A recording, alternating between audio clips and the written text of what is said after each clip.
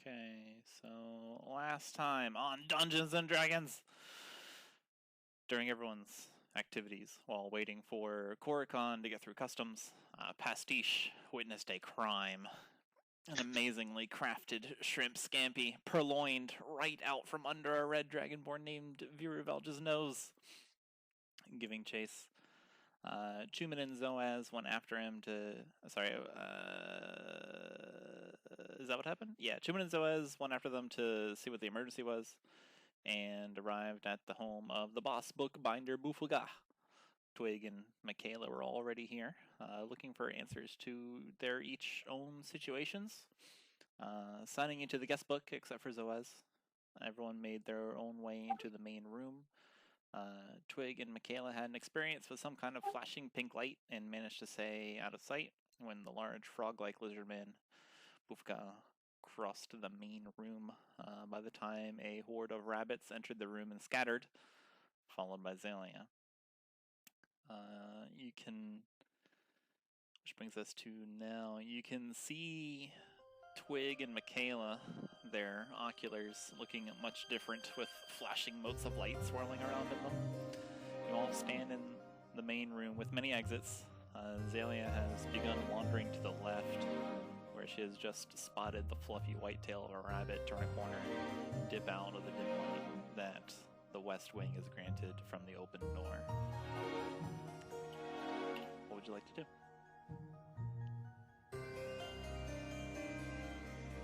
Well, Xalia has seen a criminal, so she's going to chase the criminal. You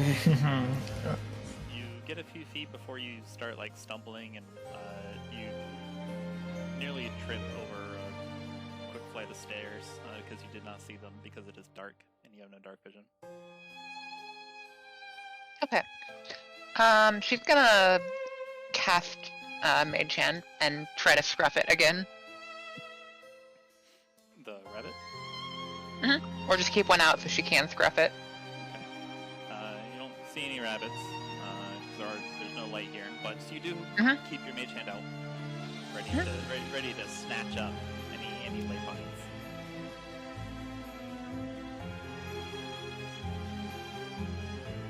That's all for her for now.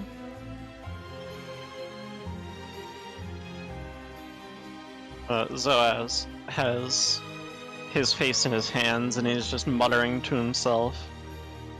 Oh, I can't believe this. We're in Rufaga's house. Why me? Why me? He's just distraught. Makayla's pacing back and forth, muttering things under her breath of we could run, but I think that would only make that worse. Just trying to come up with what to do. Just looking at the floor. It's about this time where you all hear the message enter your brains that we left off last time with. This powerful message just enters your brain. It says, "Act. Come down." It's very forceful.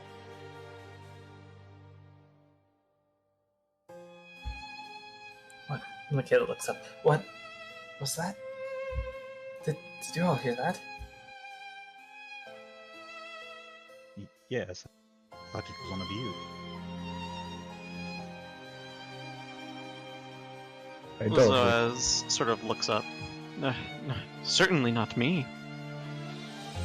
I don't recall any of our voices being so rough.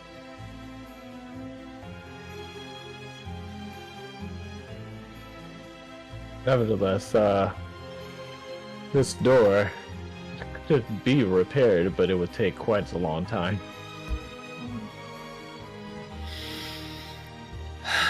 Okay, I believe the best course of action to prevent any lasting, repercussions from this, looks at door and gestures to us, would be approach Buffaga and try to give an explanation of what has occurred. Promise to repair his door and hope he is a generous person who forgives easily. Right as Looks you towards Zoaz, is like, this is the best I got. right as you say that, Chuman turns around. Where? Oh, hold on. Where's Xalia? Oh no. Zoaz looks like he could cry. What? This door is open. She's Yeah. I believe she stormed off to there.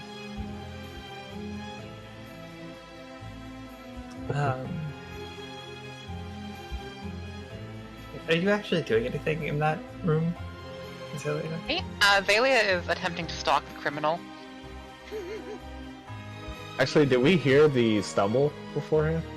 She's not. She's being Or did- careful enough, but she's not like rushing. But she's, stalking the criminal, looking for it. Okay. He started off stomping and then stopped and is now being more careful, I assume. Okay. Yeah, you can. So officially, what you heard is you can hear like a couple like stumbly type footsteps as the Xalia fumbles with the stairs in the dark, and then the footsteps are a little bit quieter and concerned. And, you can see maybe some signs of a magical hand floating in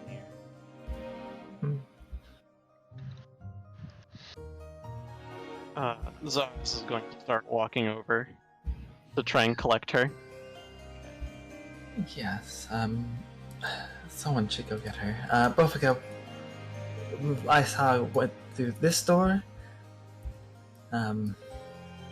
So hopefully they're still over there. She walk towards it, but we'll wait a little bit for I guess Makayla to be retrieved. Xalia, you mean? As this is going on, you hear some scratching coming from the north, where there is no door or anything like that. There's like the noise of a plate clattering to the ground, and you can see poke out from around the corner, everyone that's in this main room, a fluffy white rabbit balancing a kind of ceramic plate of shrimp scampi on its head, like on its back and on its head. It's like balancing against this little spectral horn that's coming out from its forehead. Looks all at you. Seems to do like a vertical hop on part of the rug, and then is going to scamper to the east. Just boop boop boop boop boop. And what immediately happens next is you hear some metallic rumbling noises coming from the southern side of this main room that you're in. In Xalia, you can hear metallic rumbling noises coming from further down this little kind of mini stairwell.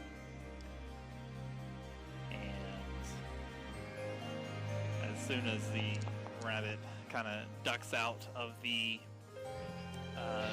it kind of like goes through a mouse hole, but it's a rabbit hole in the wall, like just plate of scampi and all.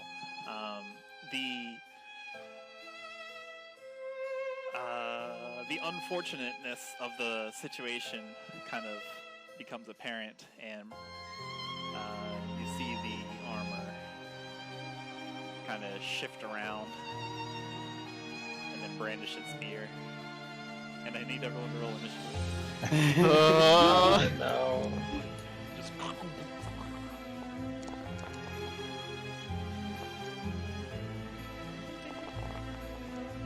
There we go. Oh no. Nice. okay. So dun dun dun. Dun dun dun Where did I put it? There it is. So, as this armor animates seemingly in response to the rabbit's presence, and brandishes its spears, clacks it against its armor, and starts shuffling towards you all. Spears, weapons at the ready. Xalia, what would you like to do? You hear two sets of armor clacking. One is to the west of you, somewhere in the darkness of this little stairwell you're in, and then from the main room. And you can hear kind of like the shocked noises of your party mates. What would you like to do? So, question: is there light coming in from this door? It is dim light Like- coming in from that door, yeah. Okay. Then she's going to back up to the top of the stairs. And you know what? I think she's gonna summon a friend, I think. Okay. Let me verify exactly what kind of friend she's gonna summon. But yes, she's just gonna back up and put, like, a big shadowy friend in front of her. And that's what it looks like. Yep.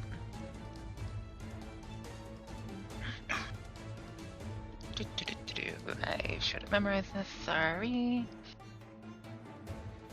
No, she's mad. It's gonna be Fury.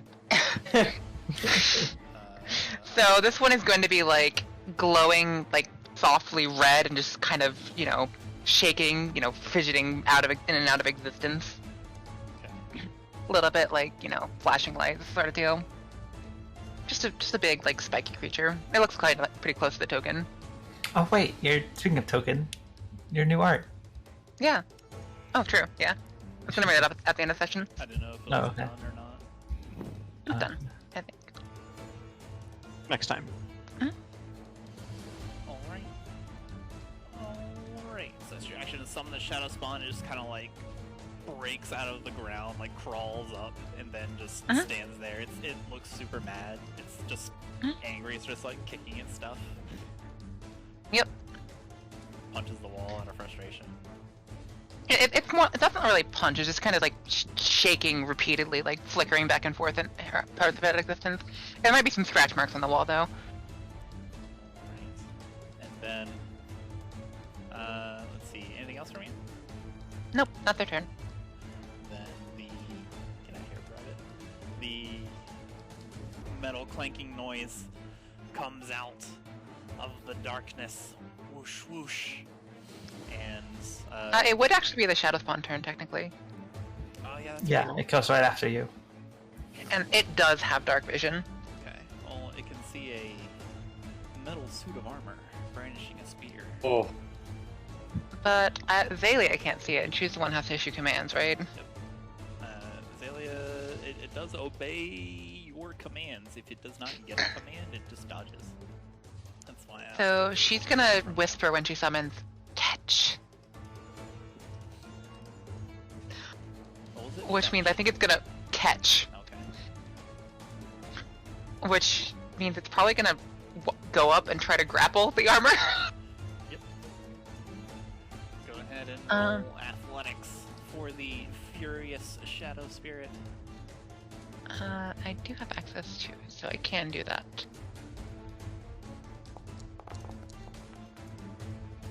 Hey, not awful. 14. Hey!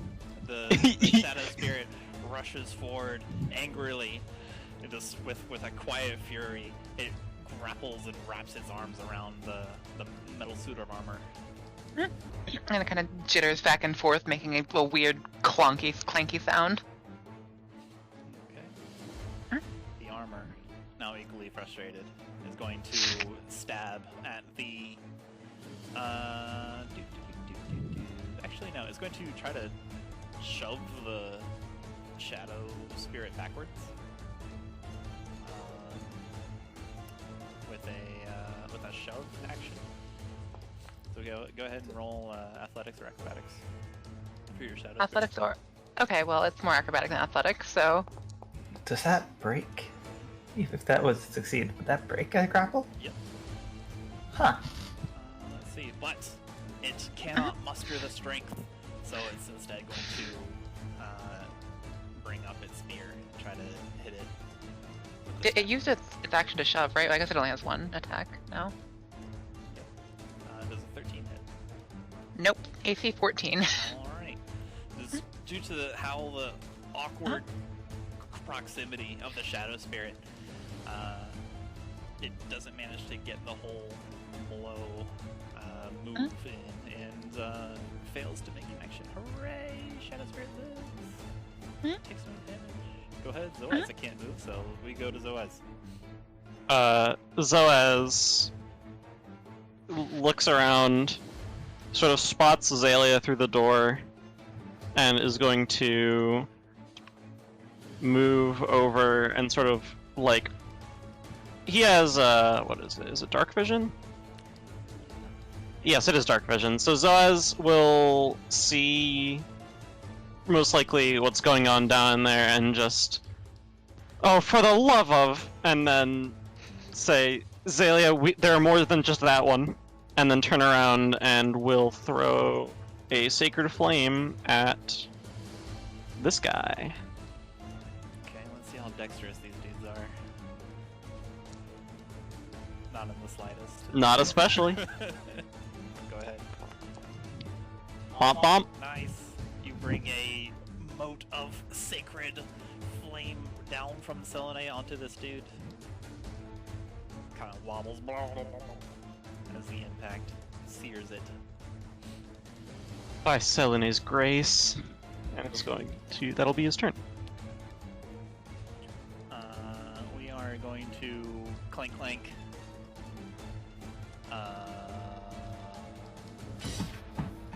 Clank clank. Just move over to Zoaz. Clank clank. Clank clank. Kind of brush past Chuman. And will brandish its spear against Zoaz. Zoaz, look out! It's attempting to stab you. Oh no. Watch this, I'm built different. Nope, that does not hit. It rears back and makes another strike. Oh. 19. That one hits. Okay. It's just got this like spear in its right arm. It's just wah, stab. Zoaz definitely dodges the first hit, but unused to fighting in such close proximity and indoors, Zoaz bumps against the wall and is caught by the spear. A spear strikes the doorway, causing wood chips to fly between Zoaz and Xalia. Alright, which brings us to, I believe Mitch acts on his own turn. So what's up, Mitch? The owl? Group initiative, it's everyone but the Zoaz and Xalia. Yeah, that's right, we're doing group initiative. Thanks for the reminder, because it's everyone. Arcane. Alright. What would you all like to do together?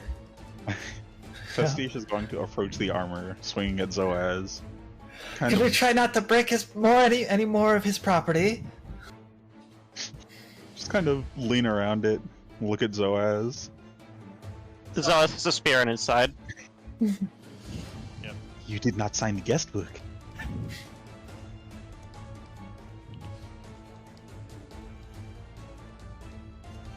Zoaz currently has a spear in his side. He's a little bit preoccupied. Makayla is banging on. Or actually, is this door open? No, it's not. Okay, it's locked. Makayla. Oh, it has like a lock sound. That's fun. Makayla will be banging on the eastern door, calling. Mr. Bofaga, we do not need to be intruders. If you could come out, we would just like to talk. Alright. So you use your action to kind of bang on the door. You try the door handle, it jiggles and Yeah. like, it's It's locked. locked. So you just start banging on the door. Your banging sound actually sounds kind of muted, as if it's like there's extra padding or something, or like it's thicker than it seems. Something like that. It's just the sound doesn't reverberate as banging on stone and wood would sound like. You can see in the little rabbit hole like maybe some smoke or some like dark kind of smoky looking stuff coming out of the rabbit hole. But yeah, I will. We'll make a note of it that you do this. she, after getting no response, she turned back to the party. I suppose hold them off, but at least try to refrain from breaking any more of this house. We are the intruders in this situation, unfortunately. You turn around, you see there's a spear in Zoaz. Quick question. Does it look like the armor, or all the armor is showing hostility to the party or a specific person? It currently, like, the one is currently showing lots of hostility towards Zoaz because it stabbed him with a spear, and then the other one that you can see, Chuman, is like it's looking kind of like in you guys' direction. It's difficult to see where an eye socket, like an eyeless animated suit of armor, is looking, but it is looking in your group, your plural direction. Okay. If you want, you can use an action to roll an insight check, and you can confirm your suspicions. Yeah, I'll do that. Okay, go ahead and roll insight. Oh, I bless up, by the way. Just use bonus. Oh, you action. can bless up. Mhm. Chuman, it does seem the case that this next armor is looking past you and is focused on the lizard man. Well, Okay. is focused on the Moonlight Shepherd in the party. Okay. It doesn't seem to be like focused on you. There's like a slight tilt past you.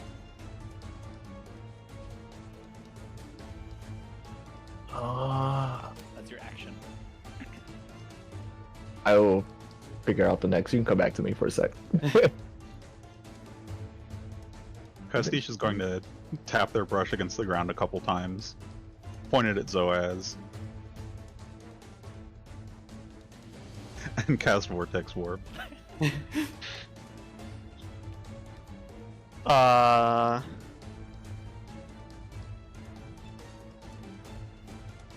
guess Zoaz will let this happen.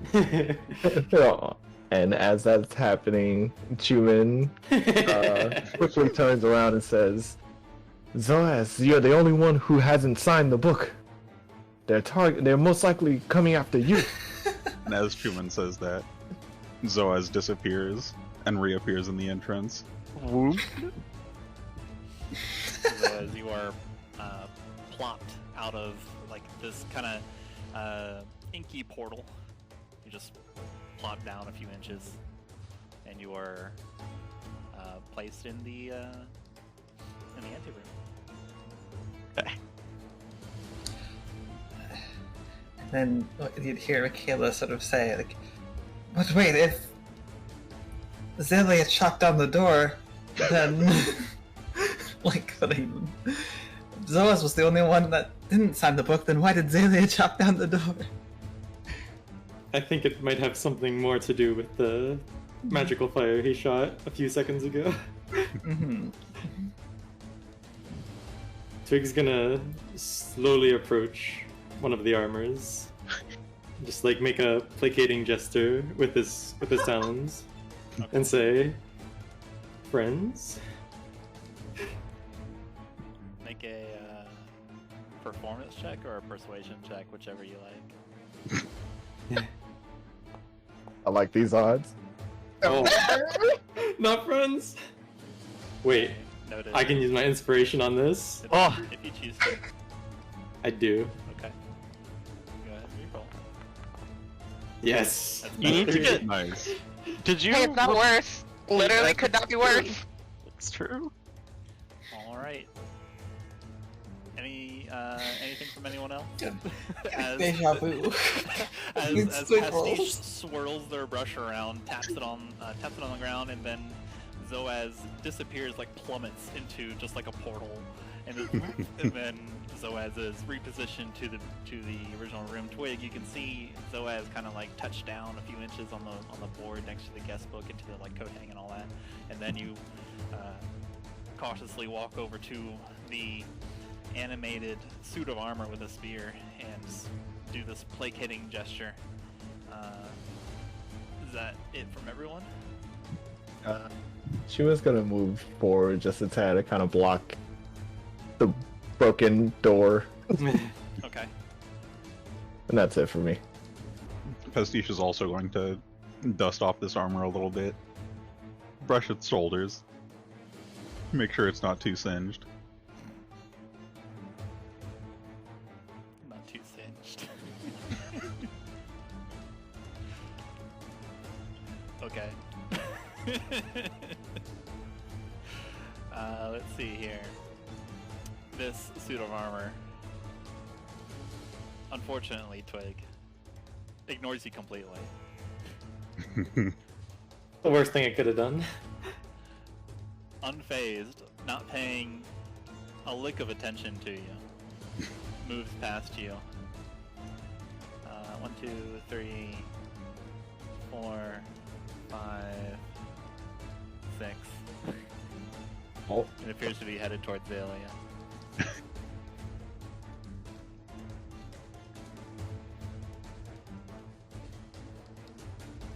Hmm. That's it. Go ahead, Xalia. So I have a question. Can I see this arm? Can she see this armor and that it tried to stab her shadow spirit? Does the Shadow Spirit give off light? No, but it has dark vision itself. Can you see through No. the Shadow Spirit? Xalia cannot see it. Okay, so she has no idea what the fuck's going on down there. Unfortunately.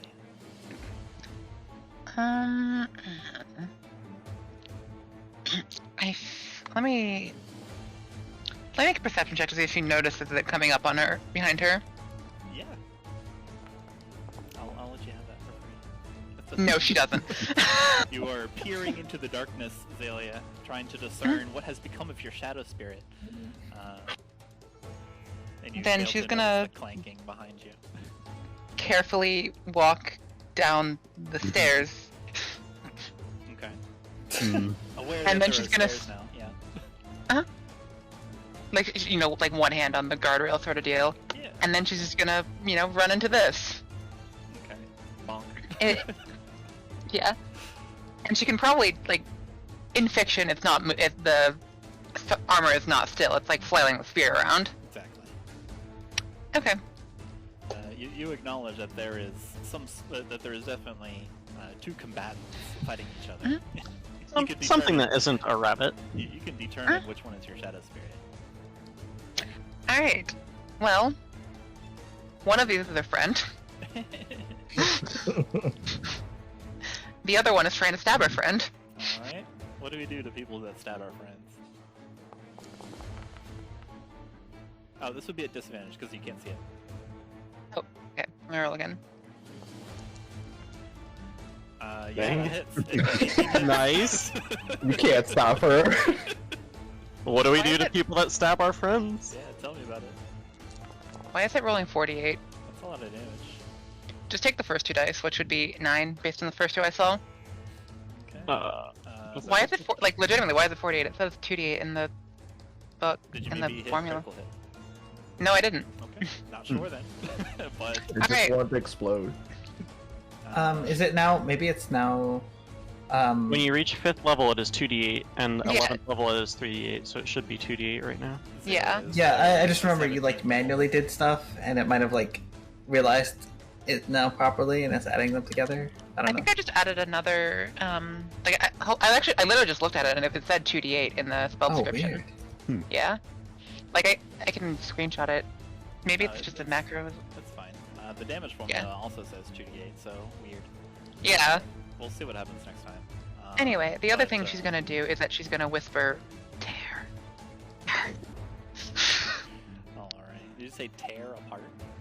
Yes. Oh boy. Or just tear. Let's go. Alright, so let's see. The first two dice numbers are 4 and a 1, so 5 damage to the animated armor. Oh, I saw 8 and a 1. Okay.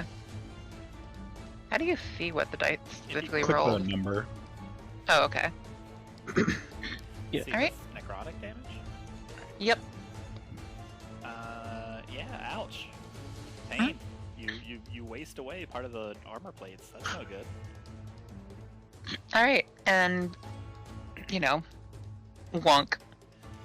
Yo, tear into pieces. Mhm.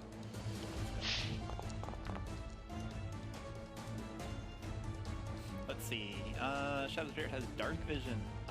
Yep. There is no light here. That turns it into dim light. It's still a disadvantage. Wait, even with dark vision? Yeah, dark vision turns no light into dim light, and dim light into bright light. Okay, Well, so 12. A 12 does not hit. That figures. That's their turn. Alright, the Shadow Spirit claws at the armor plates, just scratching, making this awful, like, chalkboard noise. Yeah, you guys hear some, metal noises. Let's see, Xalia, where you're at though, you can see, or at least kind of feeling around, trying to get Yeah. to your station here. You can feel like the corner, and then so like based on the position of things, you can get the idea that you're in some sort of stairwell. And there's this kind of like funky scent on your nose. It's difficult to pin it down because you're focused on a suit of armor. A suit is the word I was looking for. Zoaz, what would you like to do? Zoaz takes stock of where he is now, realizes what Pastiche did, sighs a bit, and then is going to tend to the spear wound in his side. Just going to apply his hand sort of to where the spear entered and channel some of Selne's mercy. Sure. It feels better. You are no longer you are no longer in pain from a spear wound. Then he is going to sort of cautiously approach the door and poke his head through so he can see what's going on in there. Through the hole. Uh-huh. You see Chuman posted up at the door, and you peek past him. You see two more walking suits of armor that are heading towards the west wing. You can see Pastiche kind of dusting one off.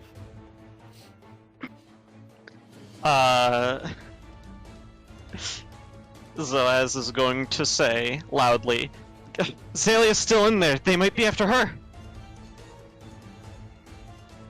And that'll be his turn. Which brings us to this animated armor. They're going to go and find Xalia. I wonder why. Make sure that no harm is coming to her. Uh-huh. As he stomps out of sight. Now that the scary, dangerous Zoaz has been dealt with. Okay. Xalia, you hear this clanking of armor coming behind you, and it just like kind of topples down the stairs, and then there is a spear thrusting at you in the darkness. Okay. Let's see. Where is the light, actually? You can see it illuminated in the, you can see its silhouette illuminated in the dim light from the previous room, so it doesn't get advantage on its attack, but a 15.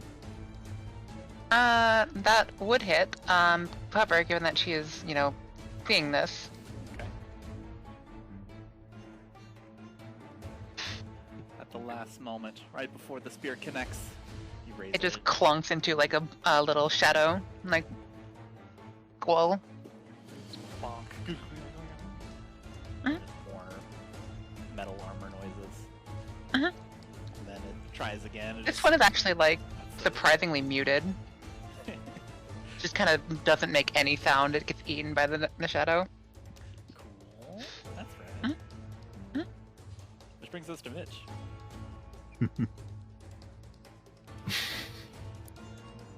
Mitch is still just chilling on Pastiche's shoulder. Okay. Hoot hoot. Nice. Hoot hoot. Which brings us to everyone else.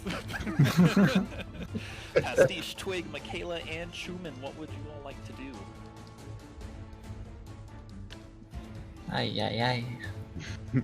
As these armors are ignoring you all and heading towards into this west exit. Pastiche is going to slink around this one and peer into this room. Okay. Let's see. You do not have dark vision because you're not a Twilight cleric. Correct. You can see like the silhouette, or you can see like in the dim light this kind of armor suit that is animated, and it appears to be trying to stab at something, someone, anything. It's making stabbing motions. You can see it kind of like be buffeted one time. It tries again, just goes straight to the ground. There's definitely a ruckus over here. And really, who could know if it's actually stabbing anything? If we can move these armors so just 5 feet closer to each other, I should be able to restrain them. You'd see her like prepping like a spell that I guess you would know as web.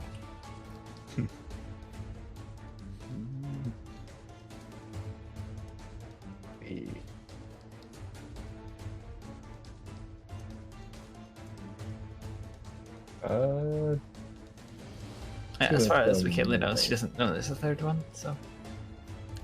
Yeah, Chuman's gonna move over to try and see. Okay, you see the same thing Pastiche does. Except you do have dark vision, so you can see all the ruckus that's going on in this stairwell. A lot of fun. There is a lot of fun going on here. You can see two, what looks to be two animated armors just stabbing at Xalia and her Shadow Spirit. The Shadow Spirit looks mad, like livid. F is for friends, you do so together. There's a lot going on. They're slightly at a lower elevation for you. They're maybe like 3 feet lower. It's a stair going down, stairwell going down.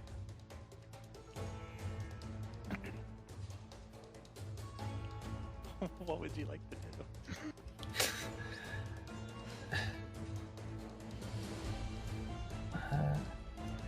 Pastiche, could you actually? Are you even able to see the armor in the stairwell? You don't know. Pastiche. Ask him. Not really. How would I phrase this in character?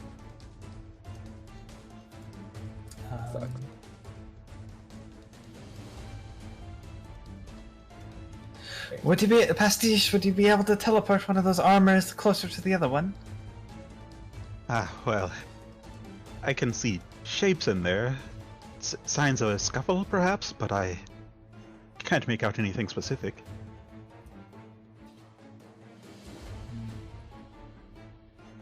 I don't believe that was the question asked. What? I do not know exactly what is in there. Well, there's at least Xalia, an armor, and you're in the doorway, so I'm supposed. Oh, now I can see Xalia. Xalia, if you are in there, you should not be. You hear a.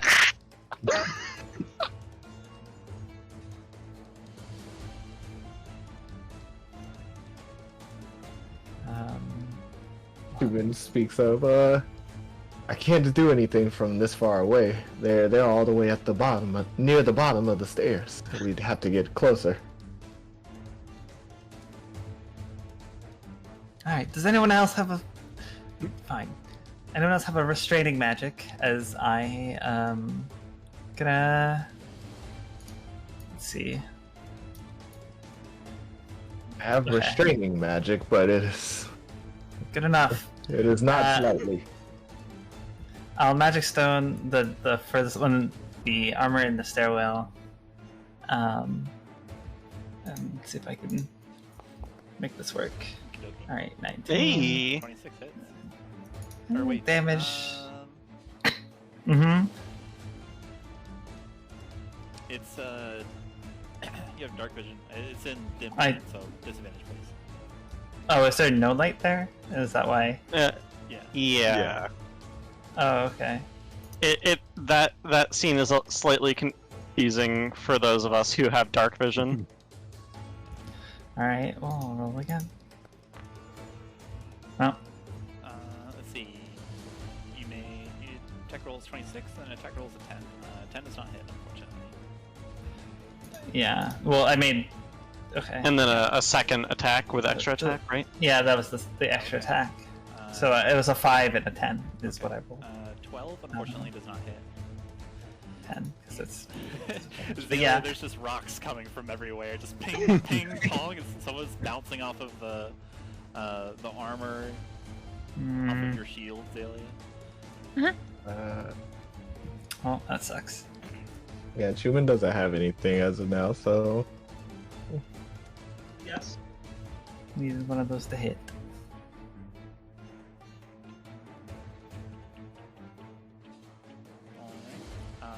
Twig?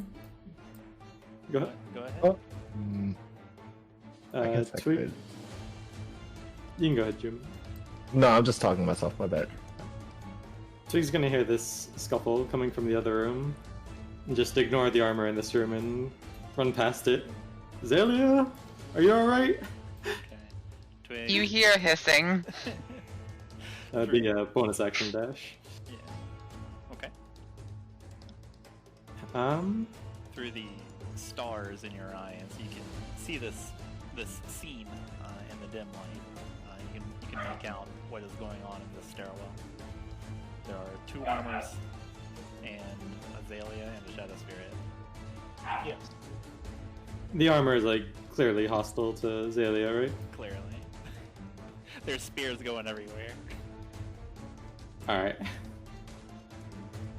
So he's gonna Booming Blade the armor in front of him. Okay. That would be a normal roll? It is a disadvantage roll. They are not illuminated by any kind of light, so they're in dim light according to your dark vision, so it's disadvantage. But advantage from the Xalia flanking? That's correct. Yes, that's a normal roll. Okay. Let's see. Does a 9 hit? A 9, unfortunately. You poor thing. Quote, you need to get new dice. Destroy. I have good dice, but I'm saving them. Uh-huh. Saving his good dice for when he needs them.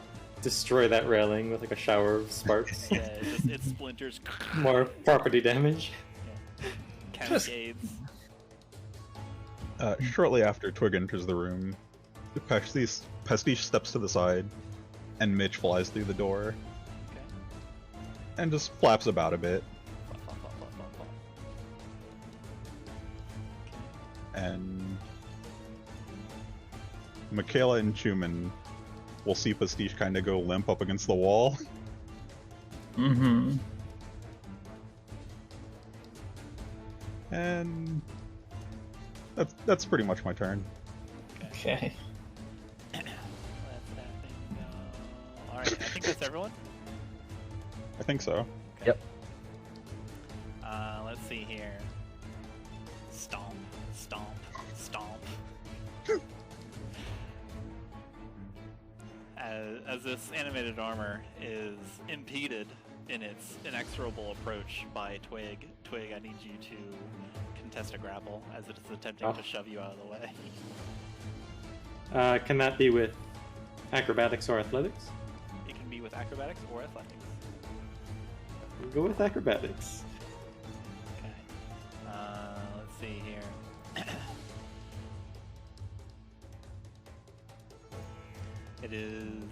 It tries to shove you down, like into the stairs, Twig, and seeing that it is, you are a wily target, it is now just going to do a regular grapple, so one more place. It's just going to try to grab these heavy, like, huge, like, metal mitted hands, but you are too quick and too dodgy. You are an expert at evading this metal menace's grasp. Which brings us to Xalia. Okay. So, Xalia has the normal roll on this one, right? Because she has Twig flanking and she can probably recognize Yeah. Twig there, right? Yeah. You can recognize that it's one of your allies helping you in this situation. Okay, cool.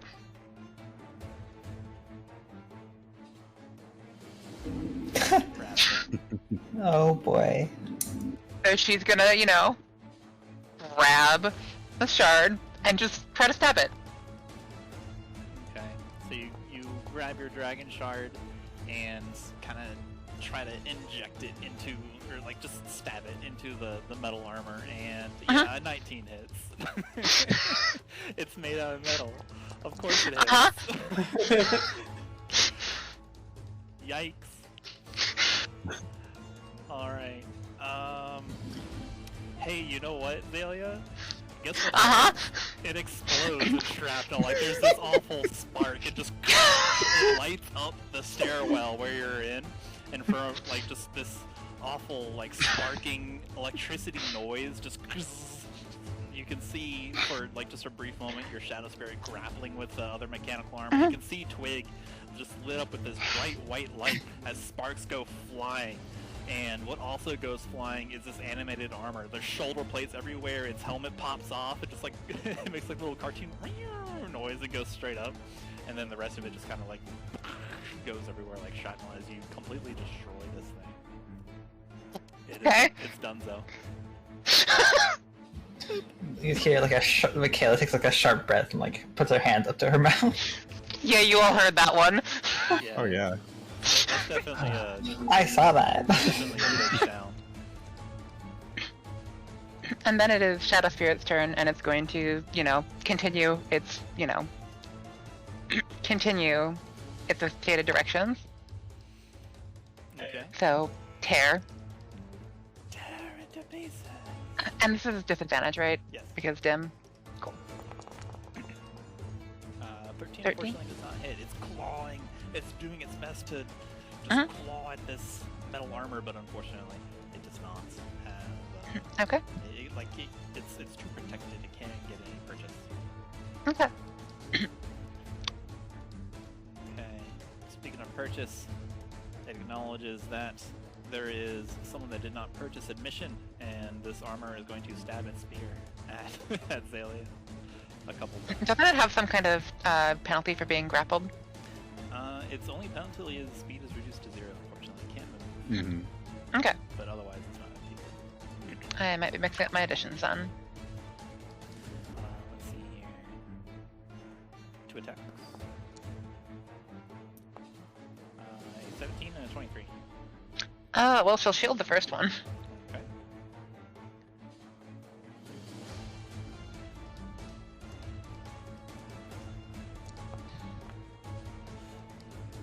Your shield absorbs the first strike and just kind of mutes the sound. The second one manages to strike home in your side as you're turned towards the other suit of armor and destroying it with your electricity. Yeah.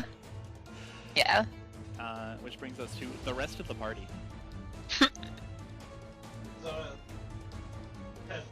You're muted. You're inaudible, yeah. Sorry. Zoaz, his head poked in through the hole in the door,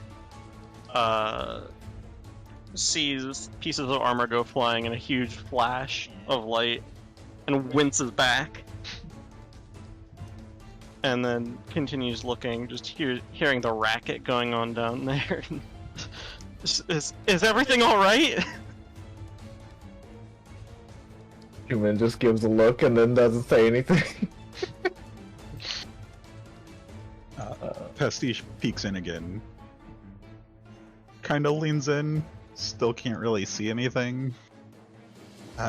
Twig, if you could retrieve Xalia, that would be very helpful. Working on it. There's currently an armor behind Twig, trying to step its way through him. Took us like call around it. Wouldn't Grapples. you be able to see the suit of armor at the very top of the stairs? Like, it has to be like right here, right? Yeah, Pastiche can see this metal. Okay. Mhm. Well, they're still friends as far as I'm concerned. Oh well, if you could push your friend, I can probably retrieve Xalia.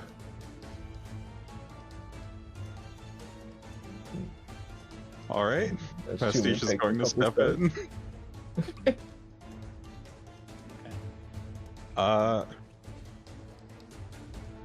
And Step in, brace yourself. attempt to grapple this armor. Alright, go for it. Roll me athletics.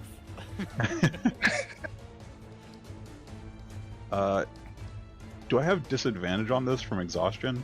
Nope. Oh, yes, you do. Okay. 2. A 9. Pretty solid. Pastiche, you kind of slink in, and then brace yourself, take a breath.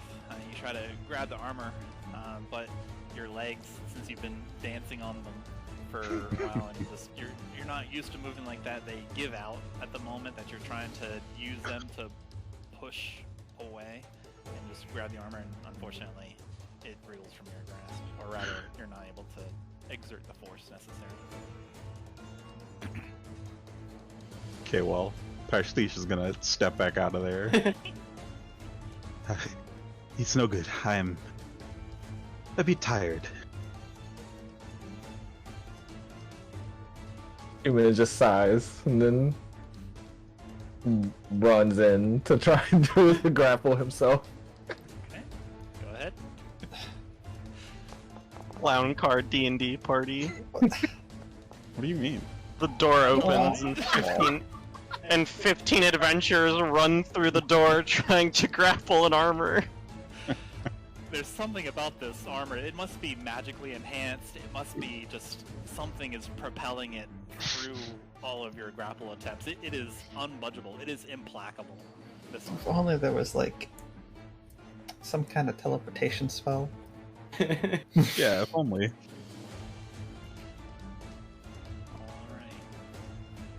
Alright. Oh, I mean, Pastiche wouldn't do that to a friend. Chuman just moves over so he can at least get closer. That's it. Well, alright. So is this still in like the no light, dark light? This is Dark- in dim light. Dim So light? You can see Okay. it. You can see it. Like it's illuminated by dim light, but if you didn't have dark vision, it would still be disadvantaged because it's dim. But you do, so it's in bright light. So you can Okay, so I don't have disadvantage on my attack. on Alright. that armor. Yes. Alright. Well, gonna try and well, actually, I need to see. I might not do that. I should have. Sorry, I should have done this while this stuff's happening. Just wanna.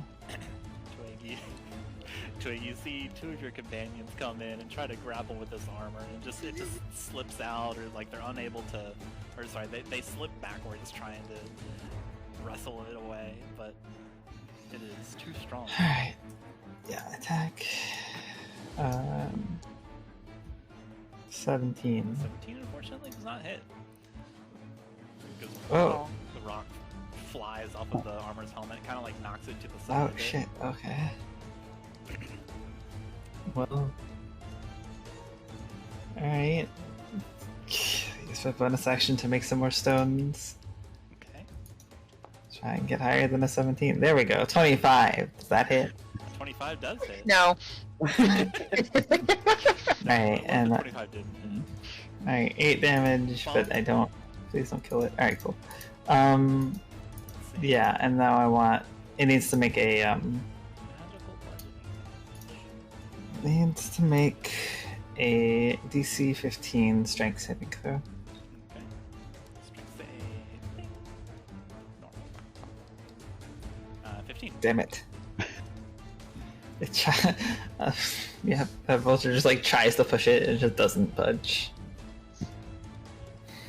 Well, This As truly all of this the is going on, that's my Nick turn. is flapping around and squawking in this armor's face, and then retreats into this hallway. Okay. Are you having Mitch take a certain kind of action, or? Is harass in action? Yeah. Okay, yeah. Mitch is harassing that armor. All right. Then Yeah. Mitch takes the harass action. So it's distracted a bit by this owl flying around inside this home. You can see like the helmet kind of like twist and look up for a moment, and it is distracted by a harasser.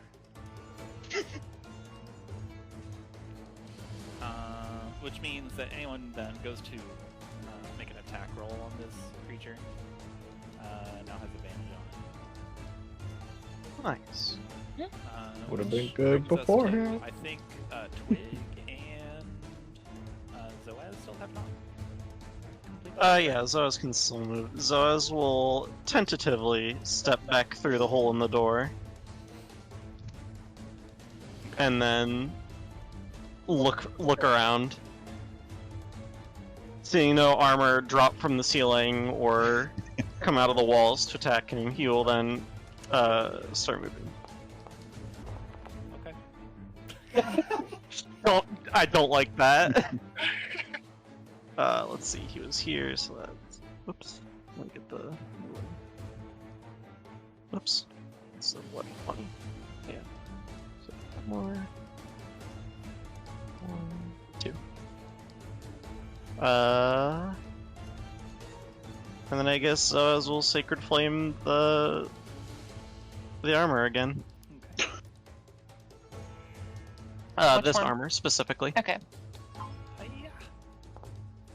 Pastiche, you can't use your teleportation. Not on anything I cannot see. Okay. Let's see here. Do you have any torches? Take an action for that. I think the Sacred Flame, unfortunately, it kind of like scars, gives a little char on the metal plating, but it doesn't seem to do any real damage. I think which brings us to Twig. Twig. That hasn't won yet. Seeing Pastiche, Chuman, and Makayla's vulture fail to restrain this armor, is going to grapple the armor. Alright. Uh-huh. Alright, pull out the good dice. That's my He's been secret. saving it. Let's go. This is a strength check, right? It is an athletics roll for you, and it's a choice of Athletics. acrobatics or athletics for the armor. Alright.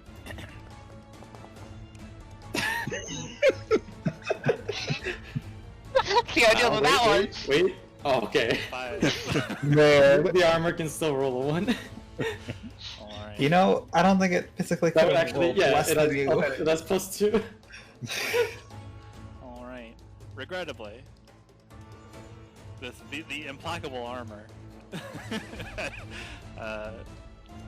cannot be moved. It is too strong. Its footing too short. Alright, which brings us to its turn.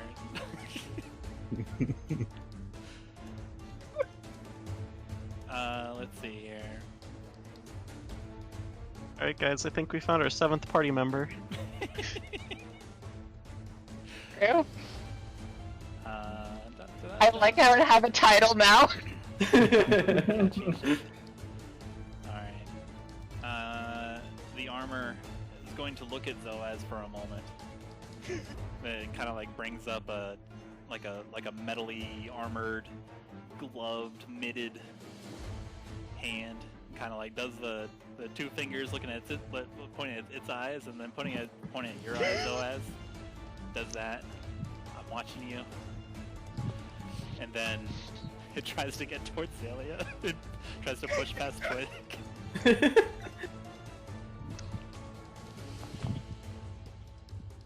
16. Oh boy. Is that a like a shove? Yes, this is going to shove you. We'll see about It's your that. time to shine. Oh my Oh, goodness. there we go. Two immovable objects. The implacable Twig. The armor goes to shove Twig, but suddenly Twig is not there. It just shoves open air. And then, let's see. The armor will turn around and attempt to walk back to Zoaz. Why is Zoaz a criminal? And it will stab Zoaz the criminal. Twig will try to take an opportunity attack at this. Go for it. Wait. It's trying to stab me! Wait. Did you not sign the book? So, Oh, would this be a normal roll or with advantage from the harassment? Is an advantage. It's I'll roll once more. 14. I guess at this point I would take the opportunity to. It would be Not advantage bad. because of it would be 25 because of advantage. Yeah. Oh, right. Yeah. And then it's in line so you can see it. A 25 hits. A 25. Oh, right. Well, it's the next one attack. So Chuman unfortunately does not get disadvantage. Oh, it's the next one. Okay, that makes sense then. Well, the first one was in the 18, so it's still Yeah. still 23. Assuming he doesn't have like disadvantage. Yeah. So 25 and 23 both hit. Mhm. Let's see here. We'll do that real quick. 7 slashing damage. Let's see. Twig has a lot going on. Did you roll me some Yeah. damage? So this is the Scimitar Damage, which is 10. Okay. Oh no. There's 6 damage from the Booming Blade, Okay. and so, yeah, so 1 on the hit, and then it continues moving, and then just and does like a bass drop, and it takes more sonic damage. You can see like the metal plates kind of shift around, just shuffle as it strides up to Zoaz. And then 9 sneak attack. Yikes. It's barely holding together, barely keeping its integration. Zoaz, you see this warbling metal armor kind of like almost limp up to you, dragging its spear behind it, and it hefts its spear and just attempts to insert it into you. not again. There's a 19 now. There it is. Alright, 8 piercing Ow. damage. Which brings us to Xalia. Xalia in a stairwell. Thalia is going to take the disengage action and step back once, Okay. and then immediately afterward, on her turn, Shadow Spirit is going to continue as it does. Go for it. Nice disadvantage. Yeah, cool dice rolls. Uh-huh. 8, unfortunately, does not hit. It is too strong. This armor is plated. That's Just fair. As this Shadow Spirit just frustratedly tries to rend and claw at it over and over. Its frustration keeping it from getting a particular amount of focus. Mhm. So the armor is going to try to... Let's see here. It's going to take a step towards Xalia. I realize it cannot because the Shadow Spirit is holding it down still, and it will use one of its attacks to break the grapple. So I need to roll an athletics check for Shadow Spirit. Please. Okay.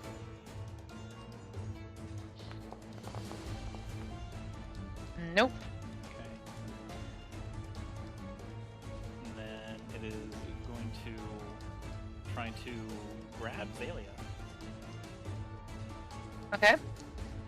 Natural 20. Clearly, I just need to roll a natural 20 myself on acrobatics. Yeah, Clearly. easy. Easy. Oh. Yeah, it's a natural 20. I was waiting for It looks like it looks like an anvil, right? I was expecting. Alright, the Xalia, sorry, not the Xalia, the armor grabs Xalia with its just heavy armored mitts, and as the message kind of like pounds through you guys' head again, just calm down. The armor is going to start dragging Xalia down the stairwell. Can it move through the Shadow Spirit? It's moving diagonally. Okay. There's enough room for like that. It's made to accommodate a large group of that. Okay. So, boop, and then you're being pulled there, and that's it. That's as far as it gets. Okay. Zoaz, you're being accosted. Stabbed is the proper term, Yep. I believe. You are But you are fucking under attack. uh-huh.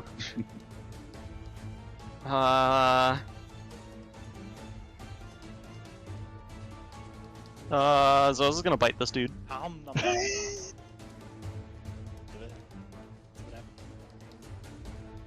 See what happens. See what happens. Yeah, I'd like to Zoaz see breaks his teeth. Alright, a 16 does not hit. Unfortunate. It's too hard. Zoaz tries to bite into the metal and tear it apart, but his teeth find no purchase. So instead, he will beg Selene one last time. hopefully. Alright, yeah. And Mommy savanna. Zeleny, please just take care of this for me, please. How do you wanna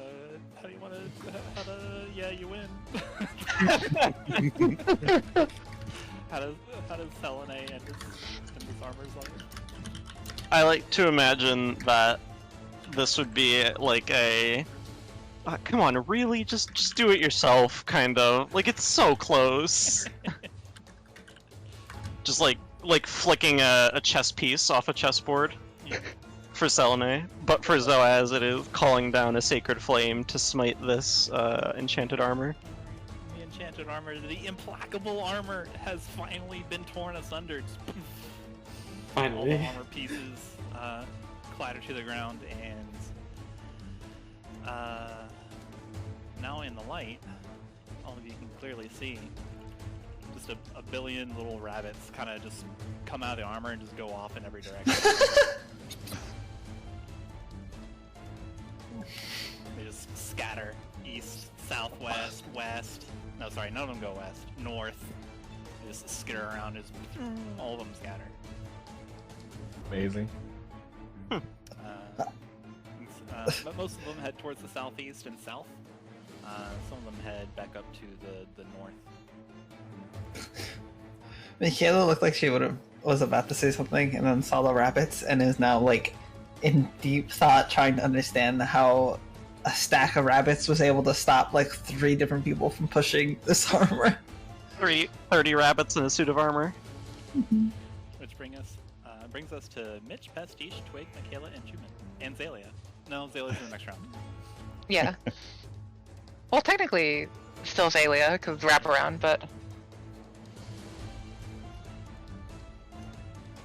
What was the forecast Mitch of is the going other- to fly around, survey the area.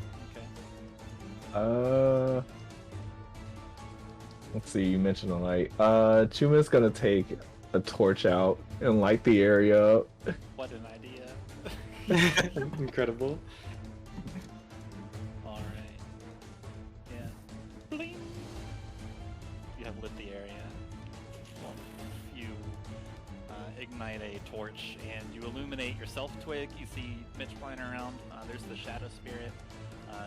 You can see probably like Xalia's cloak. Actually, Cape being the dragged. Shadow Spirit would have gotten an attack opportunity, wouldn't it?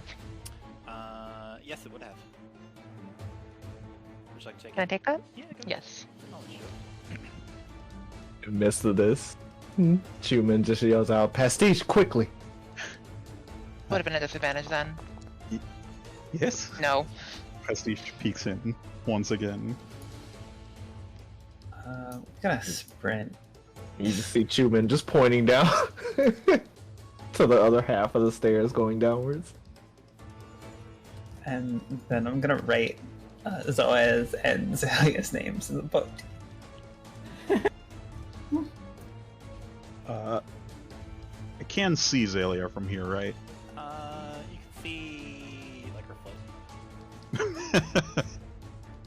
float. It's flailing, Okay. as Good if you know, bubbling and twisting of the foot shouldn't. I think that qualifies as seeing. Sure. Alright. Pastiche taps their brush on the ground, points at Xalia's flailing foot, takes careful aim. Pew! And attempts to pull her back out here. Okay. I need to make a wisdom save to see if she chooses to resist or not. Yeah, of course. You don't know what this magic is. Who's doing this? Has she seen you do this before? Once.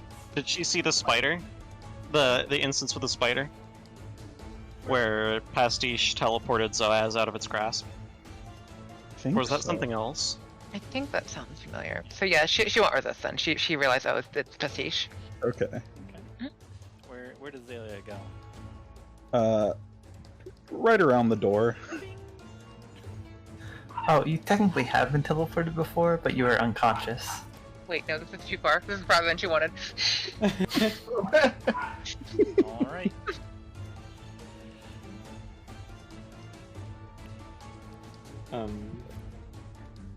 seeing Xalia spirited away, Twig is going to scatter some ball bearings on the stairs. Oh, wait, Concentration. Oh, it is. I gotta remember that. Yep. Oh yeah, I should have made a save. Don't worry about it. Okay. Ball bearings. Alright, cool. I love it. And then Twig's gonna back off and join the rest of his friends. Okay. Is everyone alright? Well, I certainly am. Zoaz? Zoaz coughs and looks down. You see a gaping spear wound in his side. Yeah, he's bleeding. Again, huh? Zoaz is on the verge of tears. Twig will step into the main hall, and that'll be my turn. Okay. Makayla, as you take up the quill and you write the name Xalia and Zoaz into the book,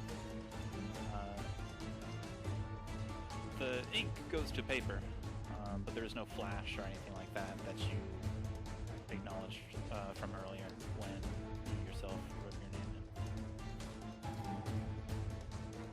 in. Oh. Okay. Oh, I mean, that's my turn. Okay. I think that's everyone. Outside of me, just moving. That's it. Let's see here, which brings us to Xalia. You have just been teleported, so you just land a couple inches on your own. One, Kind of 2, 3. Your own Oh, sorry. I can move diagonal, right? Yeah. 1, 2. I can move through my allies, right? Not landing on them, but like through them.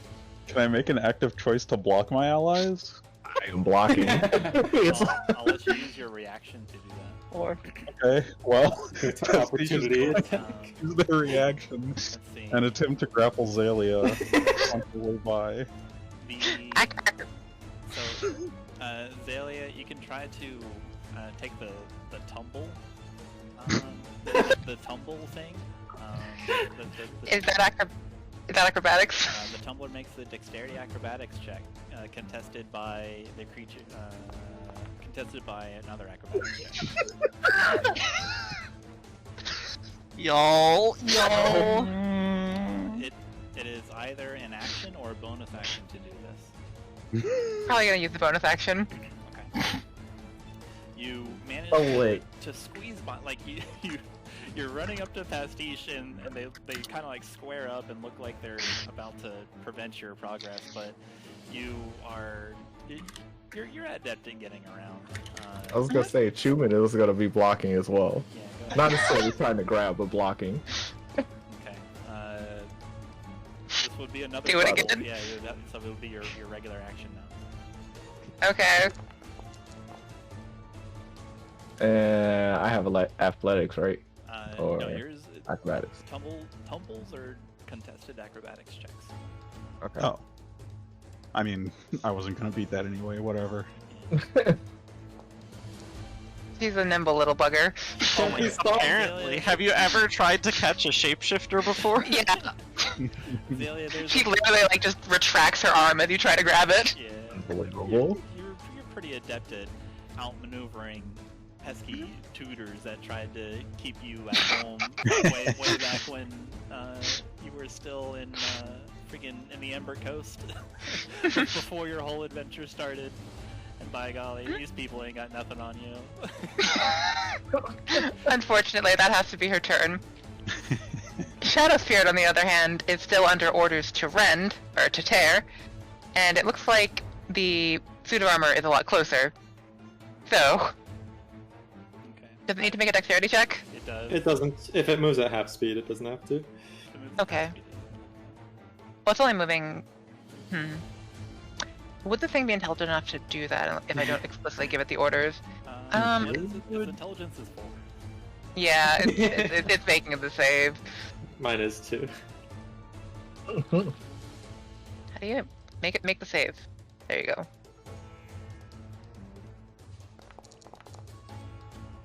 DC 10, it's fine. Kind of like skids on the ball bearings a bit. Yeah, and the armor is like visible now. It doesn't have disadvantage. The armor is. You will not. Sorry, the Shadow Spirit does not have disadvantage on this attack, but for a reason I cannot tell you. Okay. Bonk. 5 hits.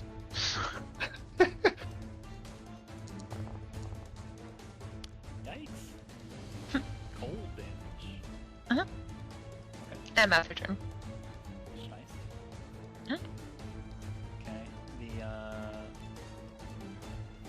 armor is going to now having taken damage from the spirit, it's going to stab the Shadow Spirit a couple times. That hits. And that hits too. Alright. Demolish. Dang. Oh, 19. 19 damage, okay. Still standing. Okay. You just hear this sounds of mechanical noises just shoving spears into shadow spirits and shadow spirits clawing and rending at metal plates around the stairwell. Which brings us to the rest of the party.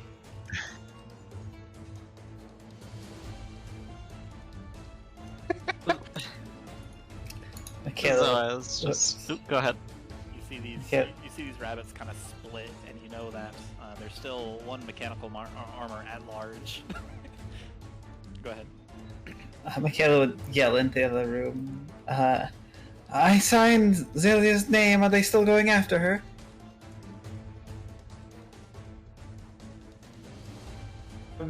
I think Chuman, she's going after them. She's not even paying attention. It's gonna actually grapple. Okay. You're gonna grapple me? Yep. Okay. Alright, go for it. Athletics, right? Yes, please. 14. Alright, acrobatics. Oh my god. Too quick. Xalia is too quick. Chuman, as you go to like take hold of Xalia, it's awkward. Like you grab at her arm, and it seems to just kind of like shift out of the way, and it just becomes a different body part. You just see, or well, most can't see, but you just see Chuman kind of like trying to grab multiple times and just missing. So you hear in between each grapple, just sign your damn name. You can make another grapple attempt if you want, because you have extra attack. All right. Cool. Grapples and shoves are special attacks. It's not an action too. So. Oh no. Nope, she's. Cool. It's confounding how difficult it is to pin down Xalia. While this is going on, Pastiche is going to approach Zoaz, put an arm over her shoulder. Zoaz, we are guests in this humble abode. Please, sign the guest book. And point towards the door.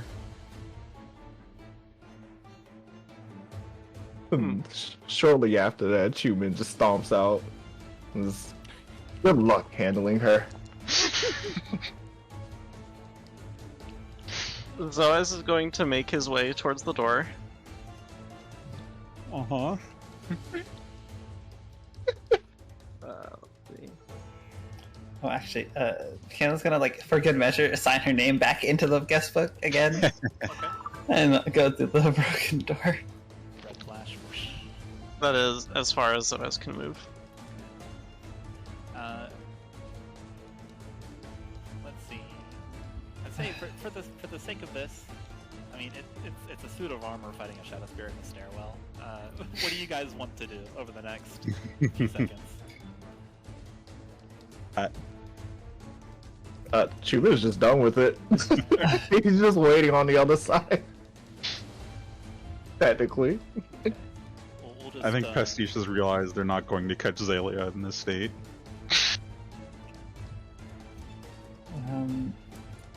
Is Xalia like going down the stairs, or what exactly is? So I'm allowed State. to say what I'm intending to do. Zayla's gonna like go over here and like snipe it over the edge. Okay. Yeah, Xalia, as you look over, you can see kind of like an orange glow. It kind of like pulses slightly, and you do have a clear view of this mechanic arm. You can go ahead.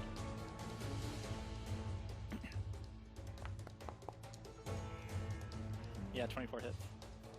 The armor will make a couple attacks against the Shadow Spirit. Well, Shadow Spirit gets to go first.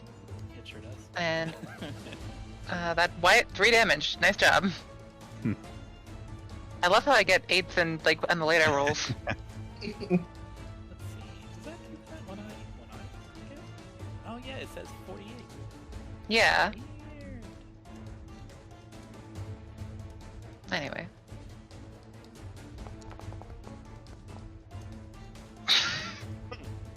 Yeah, that critical hit. That's pretty good. Ouch.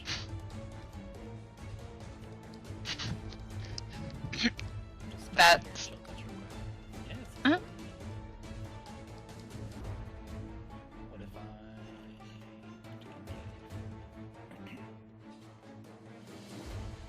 Oh wait. No, that's not it. Why does it think that? Sorry for the delay, real quick, guys. you're fine. No problem. Okay. Yeah, it keeps trying to double it.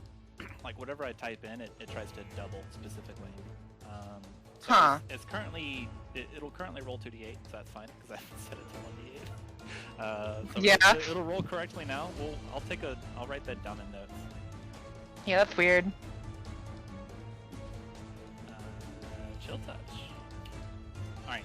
Anyway, so how 17 damage much? Okay. from the crit. Ow. Okay. Then chill touch did 3. 3. Ouch. Okay, you can see it kind of like having difficulty standing upright as it brings its spear attacks to bear against the Shadow Spirit. An 18. Hit. And higher. Hit. And a 15. Yeah. Oops. Not chilling, right? You rolled my Shadow Spirit attack. Did I? Yeah, Whoops. it's still. It has the same bonus. Okay. Yeah. 5. Nope. 6. Still standing. Okay. Is here. Mhm. Okay. And then the rest of the team. Zoaz continues walking. And continues walking. And continues walking. And does not turn. And continues walking and exits. Alright. Uh-huh. Goodbye, Zoaz. Goodbye, Zoaz. Okay. I'll say, I mean, no one has a line of sight with the door, so you probably can't see this happen. Cool. I could just see You can see Zoaz. like the guest book, Makayla, but you can see that Zoaz is not there. Yeah, I could You see can it infer. cooking. Just like leave sight and keep walking. Just keep moving. Okay, well, I hope he'll be okay. And I guess Kayla's. Are y'all just like standing there, just looking into the door, or is that what we're all doing right now? Just standing, looking into the door. That's certainly what Pastiche is doing. Chuman is just watching you guys.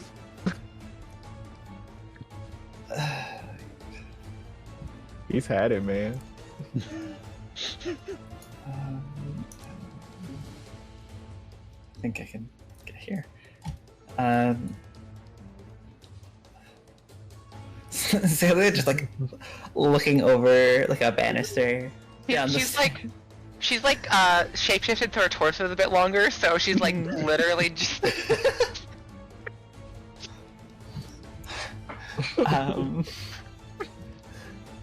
Makayla would kind of like try and gently tap.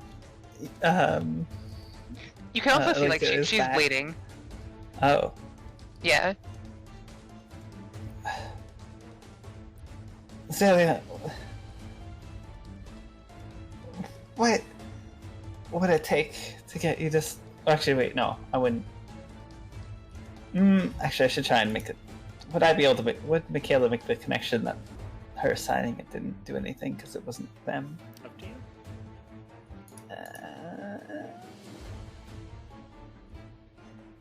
Would she put 2 and 2? High wisdom, so probably. It's also relevant to point out that Xalia was stabbed before you put her name down. And also from a character perspective, like... Oh, I mean, Makayla wouldn't know the timeline of you getting Yeah, stabbed. She yeah. hasn't like been able to have vision of you this whole time, pretty much. Yeah, but I mean, she'd still like tap you on the back, and I think.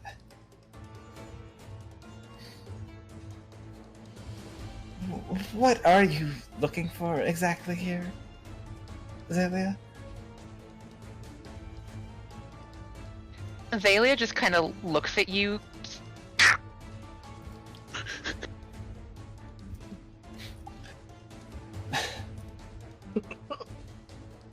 She's like keeps like trying to, and then just it stops, sticks, shakes her head, tries again, stops, sticks. She's getting visibly frustrated.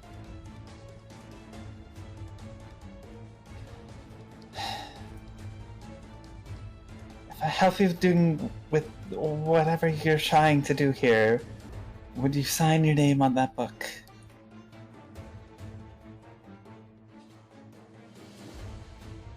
You have like 7 eyes swing towards you and form a question mark.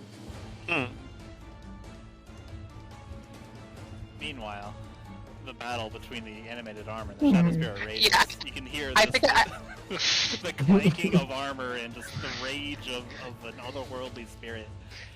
I want to see if this kills it while we're talking. Mm-hmm. Unfortunately. No, it does not. She's gonna snipe. He's gonna snipe it. He's gonna turn around to snipe it. Unfortunately. Never mind.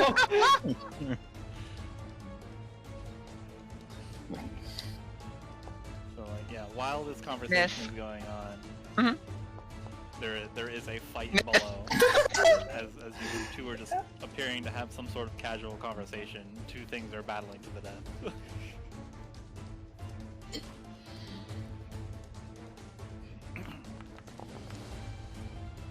No. No, Xalia's still gonna keep sniping. It just sighs, goes down the stairs. What's happening? You know what? Okay. I think that it dies no matter what.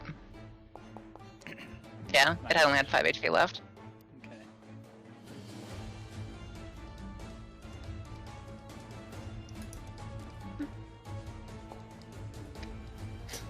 By now, Chuman walks over to Pastiche.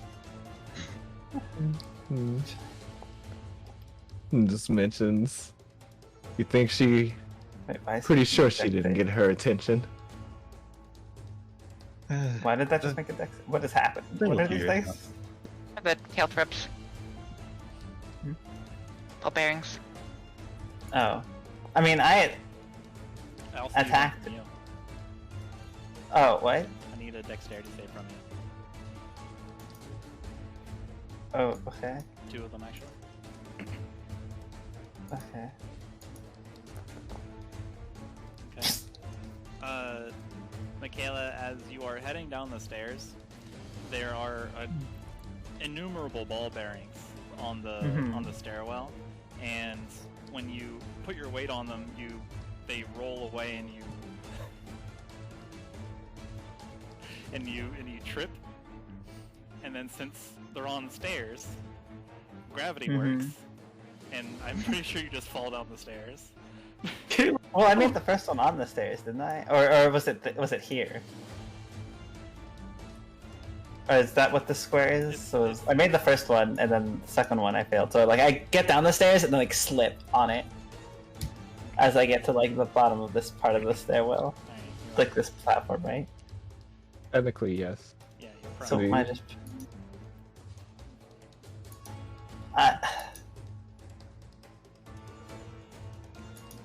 Okay.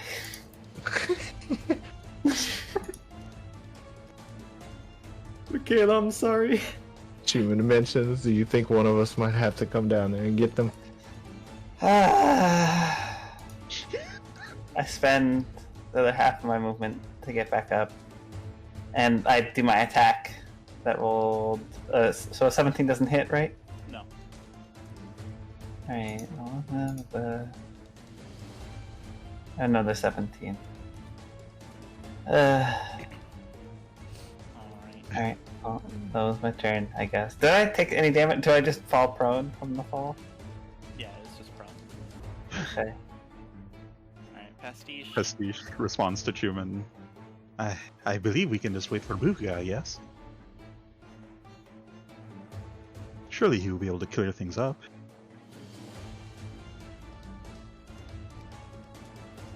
Wouldn't he have been here by now? We have taken out most of his decoratives here. I have done nothing. Alright, fine. Xalia has.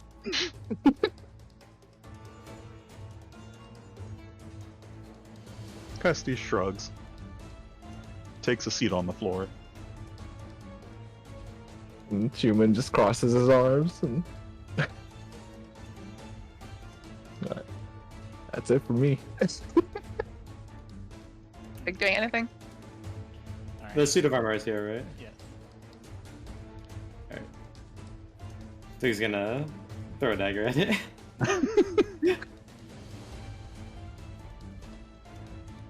Is that in darkness? Let's see. Yes. Alright.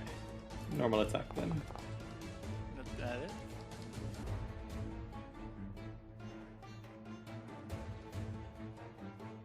.22 hits. Yeah. Alright.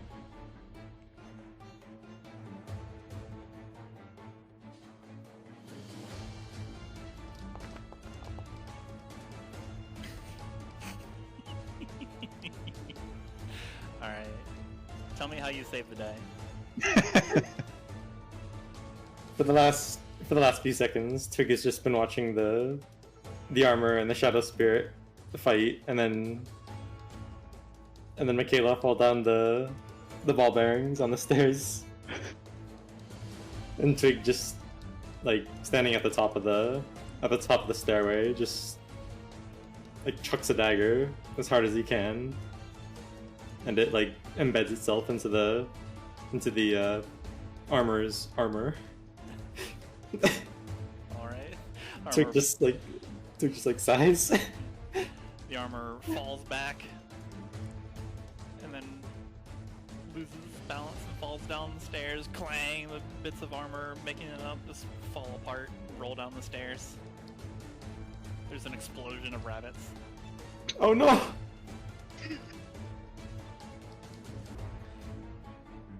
Alright.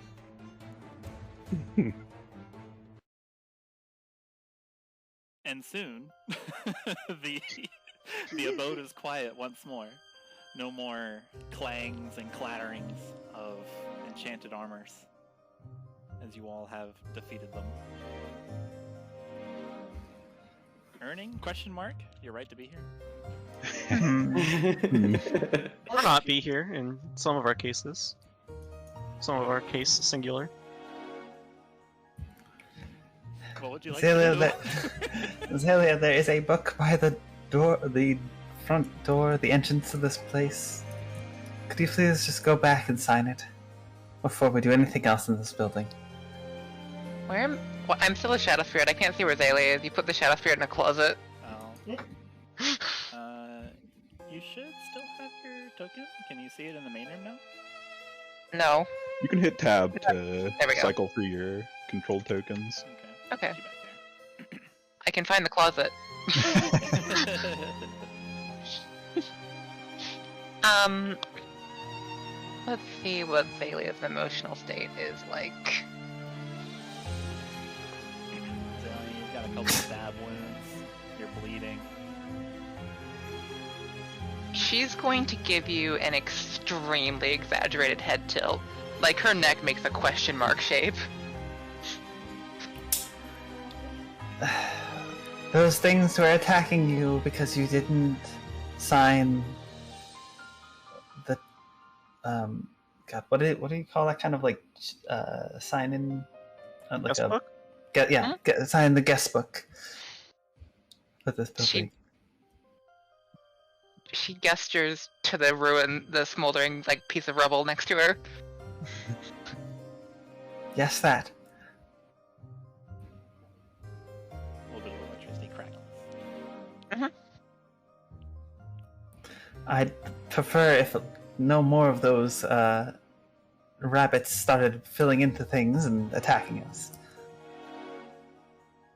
Though, for what it's, I don't know if it's worth.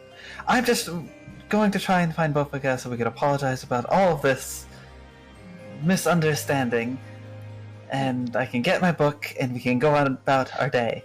Xalia's gonna snap her fingers and just create a mini diorama of the rabbit stealing the book she was reading. And also mauling her. What? Makayla's gonna look at you like you're crazy. What? Gonna give you a head tilt. How does it feel? By now, Chuman is now he knows nothing's happening. Just starts walking in. Like Xalia what? sticks two tongues out at you. What? Xalia, what does that mean? What? It's literally just like a perspective shot of the library where a rabbit steals a book and then a swarm of them just start biting her legs. Are you all finished here? I'm. Yes, but no. Excuse me. So, Eat the cat. You're saying those rabbits stole a book? Are you like recreating like the whole scene? Yes. Matter? She'll skip over the part where she crushed one. Okay. The stole a book, tried to steal Soot Whisper, and then attacked you. She'll demonstrate to the bites on her legs. Oh. At this point, Chuman walks over and says, "And this time, please don't move." As he puts up his hand for cure wounds. Twig is gonna start cleaning up the ball bearings on the stairs. She will nod appreciatively for the healing because she's at less than half. Well, about half. It's nothing like Zoaz, but it will hold. Pastiche peeks through the door. Zoaz has been gone for quite a while. Do they not teach Moonlight Shepherds how to write? I think he is just, as they say, done with the situation. Did he leave? Good sir, there is nothing to prevent him from leaving. Well, After all, go ahead. No, but we about to. I did write his name in the book, but it doesn't. I suppose it won't matter. If it's all properly explained, hopefully we can get through this. Makayla's gonna like take a step down the stairs. Actually, wait. Question. You said there was like, is there smoke coming up these stairs? Did you say that at one point? Okay. There is no smoke coming up the stairs. You saw smoke coming from like the little rabbit hole on the east side. You said there was like something that was coming from here that was also coming from here. No. Like Orange glow. like a sound. Was it a sound? Like a mechanic? No. That was from the Okay. beginning. Also an orange glow downstairs. Makayla, you take a peek around, you look down the stairwell, you see like an orange kind of like flickering glow. There's no smoke or anything. Okay. Huh.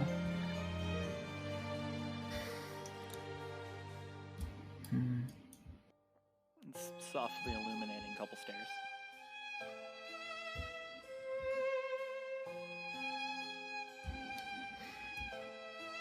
Well, I'm still need to find Buffaga for multiple reasons, so I guess we can perhaps say that this is that we are even. Here's the door for the book and the attempt at you, Xalia. That sounds like a decent enough proposition. He still kind of looks haggard and annoyed.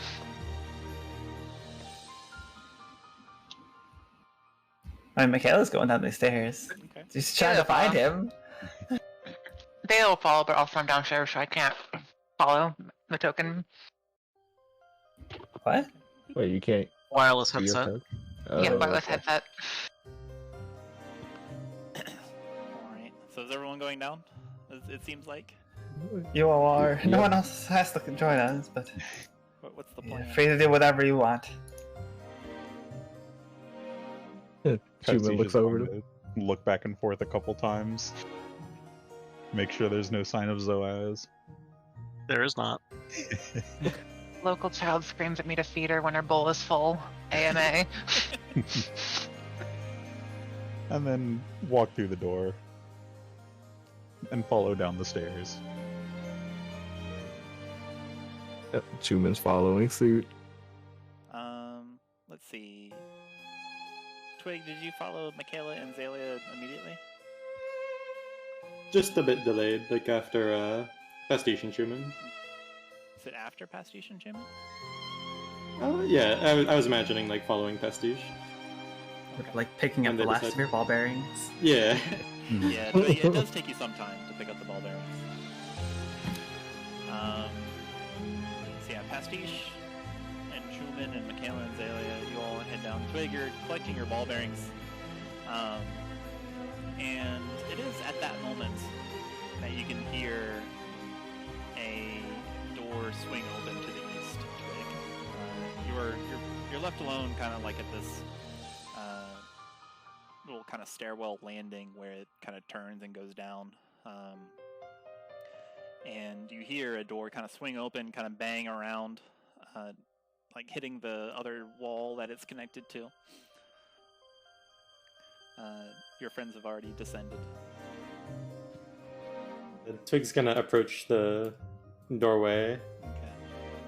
and does he see? Oh, he does. And out steps a very large lizard man. Comes out. You can see him kind of like picking his teeth, and just he's got a plate in his hands with the last bits of shrimp scampi on it. Doesn't seem to notice you immediately. Twig's just gonna. He's concentrating on the plate in front of him. Like he's beginning to step out, is what I'm trying to say. So you have like a quick decision. Like from the door. Twig's just gonna like quickly step aside around the corner. Okay. He can't be seen. Okay, make a check for me. Twig's like thinking Zoaz is coming back in. Just looks through the doorway and sees not Zoaz. Yeah, that's not so bad. Ah! I mean, it's still an 11. Yeah. Still 11. You fell. You're still good. I should have used the good dice. I rolled a 1, so it's an 11, says the rogue. Yeah, that's a reliable talent, I think. Yeah, wait until it becomes I rolled a 1, so it's a 32. Alright, so you duck behind, you find you're near a closet or something, just out comes this very large frog-looking lizard man comes out, kind of takes the plate, does something with it, you're not sure, just trying to remain hidden. You can hear the heavy creaks. And then the people downstairs, you can hear the heavy creaks. As Bufaga looks around, sees the destroyed and disheveled bits of armor on the ground. Looks around. Then the DM turns the light on because he can't see. Hang on. He looks around and says, "Who's in my house?" Did everyone hear that? No. Only Twig. Okay. Natural 17.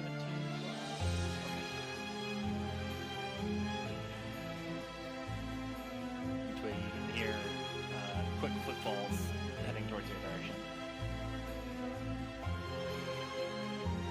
Do I have a chance to like do anything? You might. Could Twig like jump the balcony to the lower staircase over here? Yeah, you can. You can try that. That's it. Make me an acrobatics check. Okay. I also need you to make. Let's see here. I also need you to make a wisdom saving throw. These are my specialty. They are your specialty. Okay. You can move over, and then you just quickly try to dart and jump over the banister and land on a stair, kind of squarely, so you don't like trip, fall, and break your ankle. You can hear just kind of like the sound of arcane sorcery behind you as you vault over the banister. Look around and see this is kind of bright blue magic that sits around the air and then dissipates. And you hear "Stop! Answer to me!"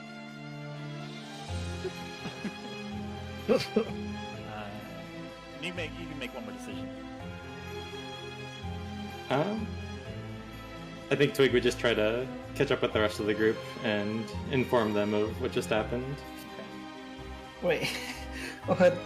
If he's like standing at the entrance of the stairwell, would anyone else hear him say stop? Like hear the both of us speak? Okay, well, what happens next is the following. So hang on, guys. Let's see here. Pastiche, Chuman, Mitch. First, you have your Batman introduction. Is Mitch with you? Yeah, Okay. just hanging out. Alright. And then we'll have Zoaz here for flavor.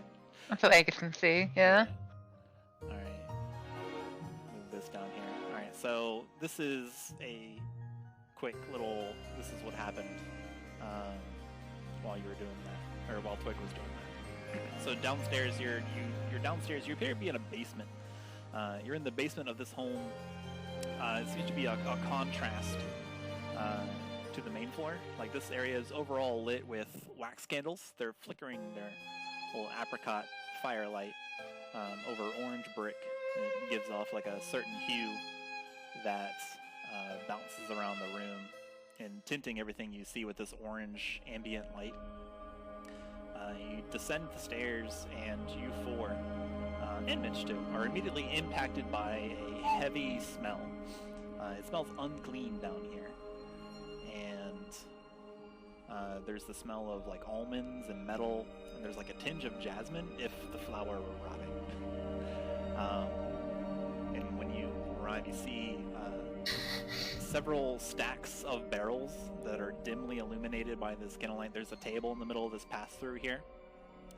It seems to have a few orange-brown sacks on it.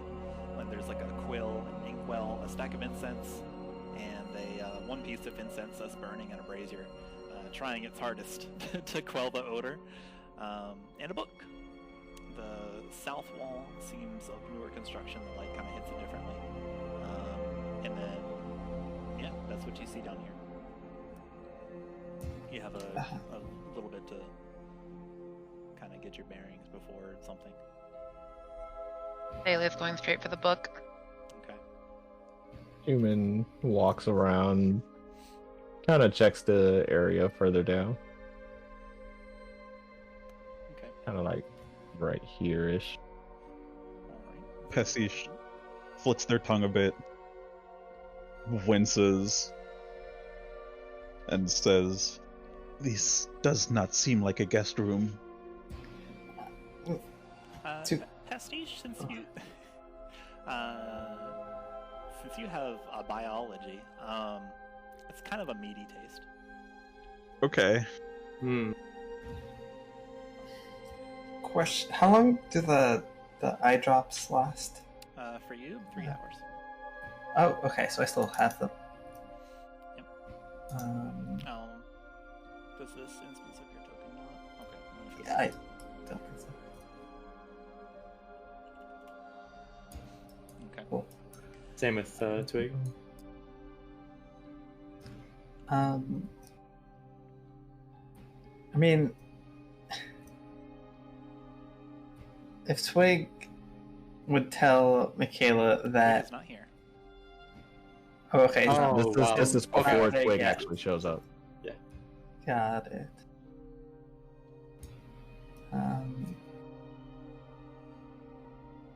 Yeah, Chuman's just kind of looking around, taking in the area, unfazed by the smell.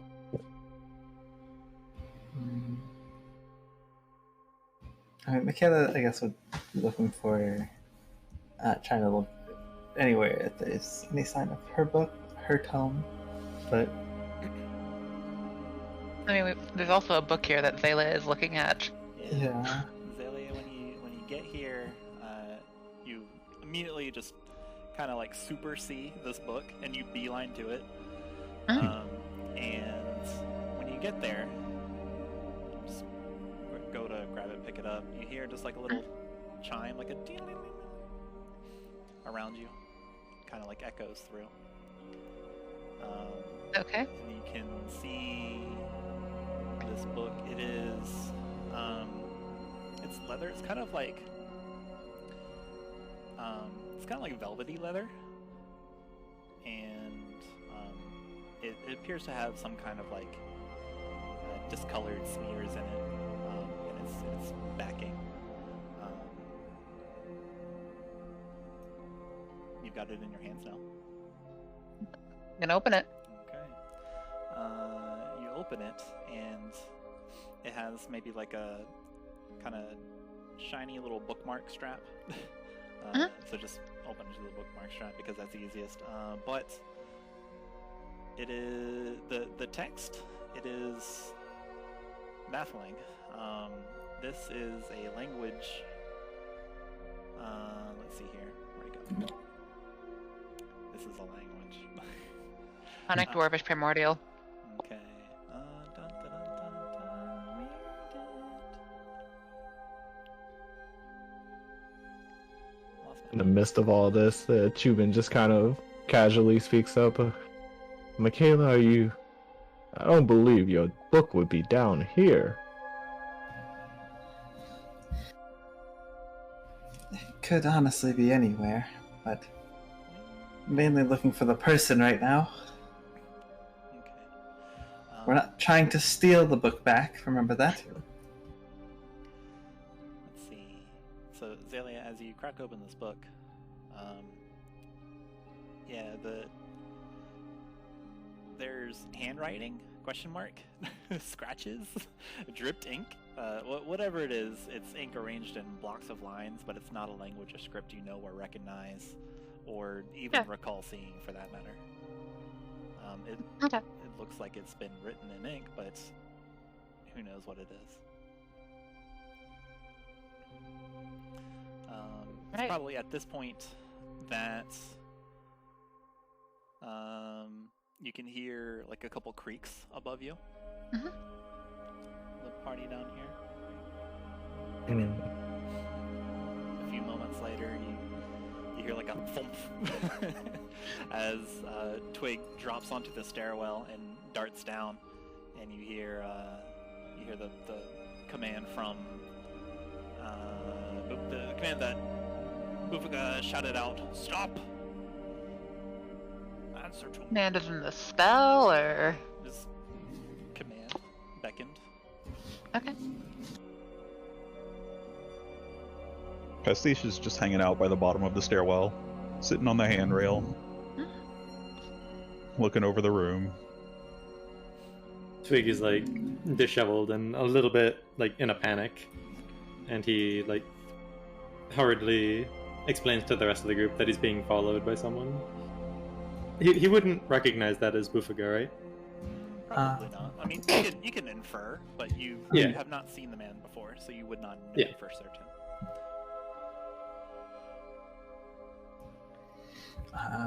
He didn't seem nice.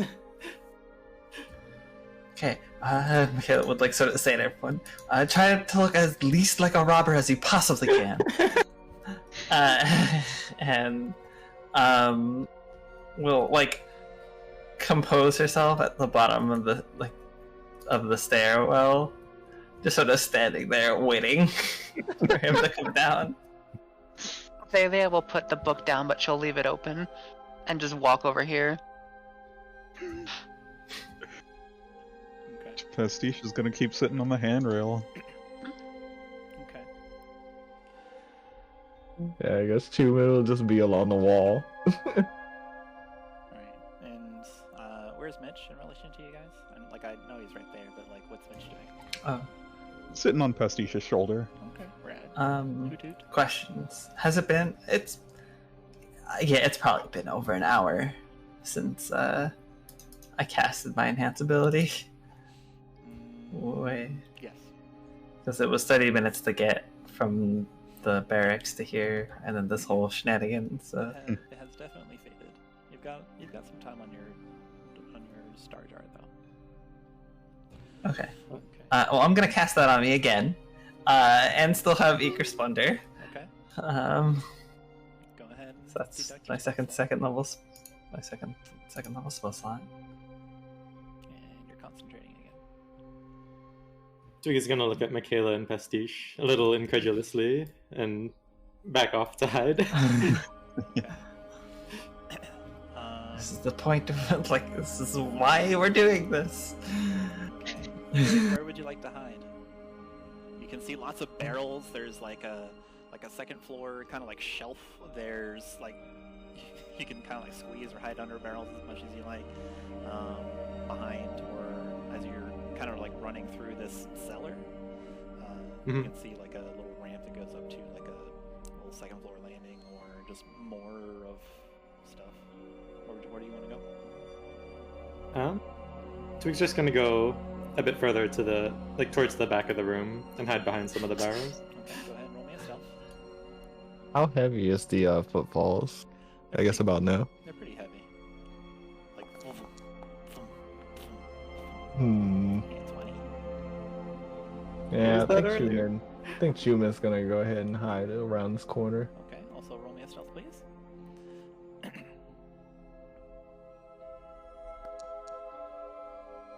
Chuman's not liking it. Look the least like robbers as you possibly can. People will try and hide away. Can't look like a robber if they can't see you. True. Oh, speaking of how things look, I don't think I've ever described how enhanced ability looks. Yeah, it'd just be like the Spectral Vulture kind of like circles around, like rises and circles around Makayla, and then eventually just perches on her shoulder. Kind of glowing. So, She tries to stand there as like, I guess, with as much regality as she possibly could, standing in a stranger's cellar after fighting their armor. roll me this.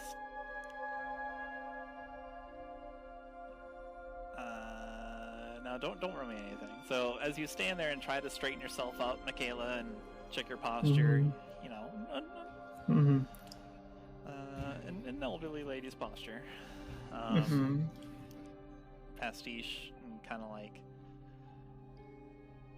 involuntarily like press against this handrail and in the tension of like something is about to happen. And you watch as this large frog-like lizard man descends the steps, illuminated in this orange glow. Once again, he's got these green scales over a corpulent form. He's got this kind of like repulsive aura about him, just because of like his rotundness and that coupling with like he looks like a frog. So it's like his flesh like jiggles and like scales a bit, and he looks sagging in the wrong areas. He's shirtless, but he's wearing like a long skirt, kind of dark gray robe. It's a long skirt, but like it's about his lower body, but it looks like it's been torn from the upper half. And the tattoo, like he's got tattoos and shapes, in like this kind of like dark red color. Kind of like it reminds you of the color of blood without oxygen. It's that kind of like deep red. It's just scattered about his torso, and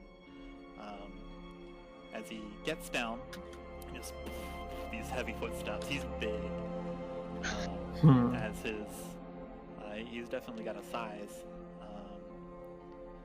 For a lizard man, he's got 2 sizes on Pastiche. And you can see him descend these stairways, and he slows to a halt and looks straight at you, Makayla. I try to meet his gaze. Hello. He smiles, just like a row of pointed teeth.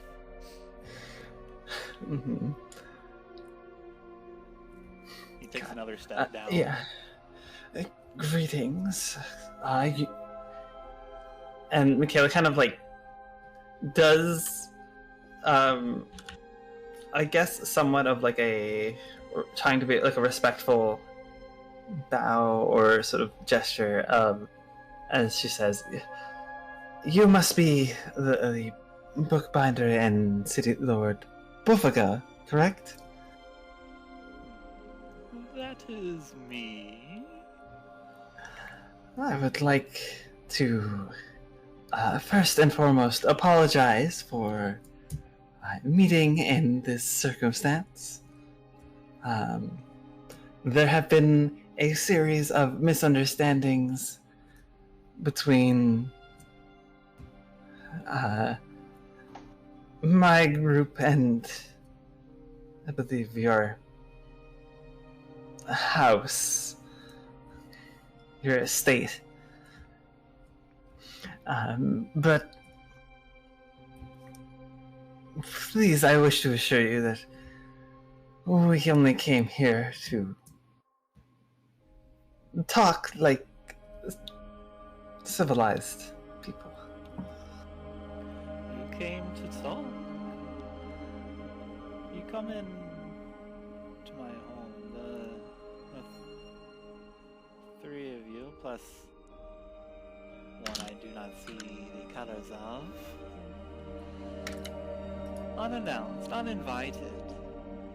And you say you're here to talk, but your first inclination is to delve into my basement. Well, Trying to something find doesn't you, add up. sir. Well, You see,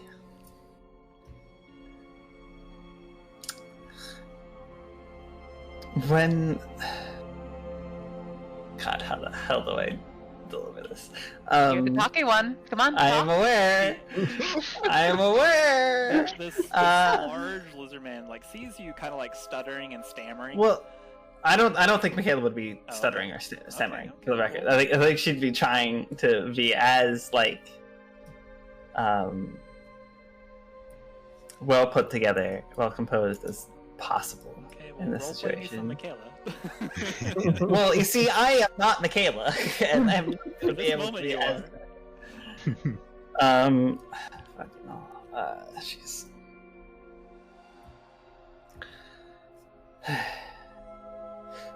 Me and associates came in here. We signed our names on your registrar. Sorry. The door opened. We walked in.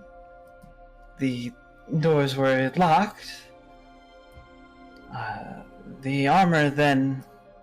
There was a series of perhaps miscommunications between rabbit familiars and other party members.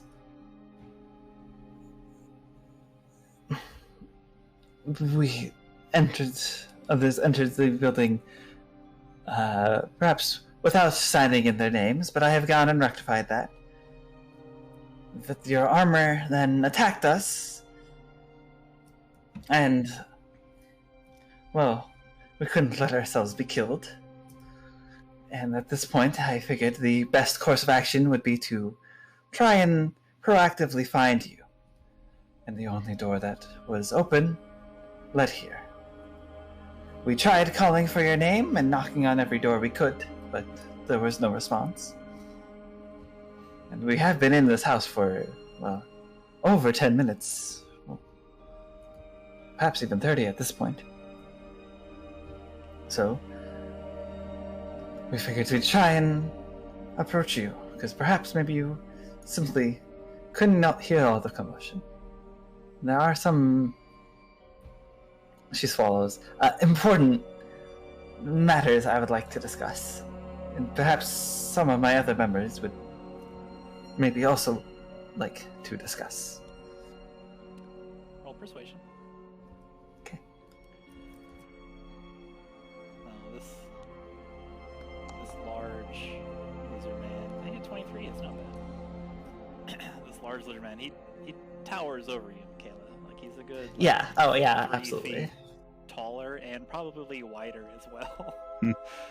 Mm-hmm. He's just like looking down at you as you explain your case, and oh no, the DM drops his pearlescent dice. Oh no, no. That's fine. Okay. A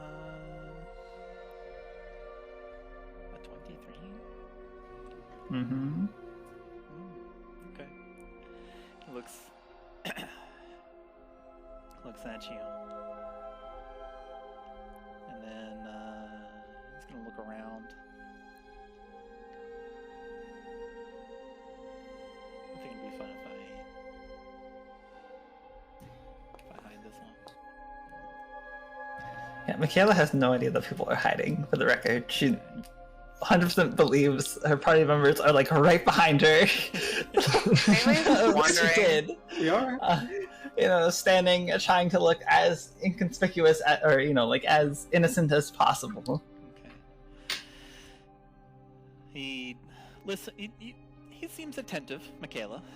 He's listening to you, still grinning, showing his teeth, and there's a kind of like a puff sound, like a puff of kind of like red, pinkish smoke, just puff, and then there's in his hand the guest book. He thumbs it.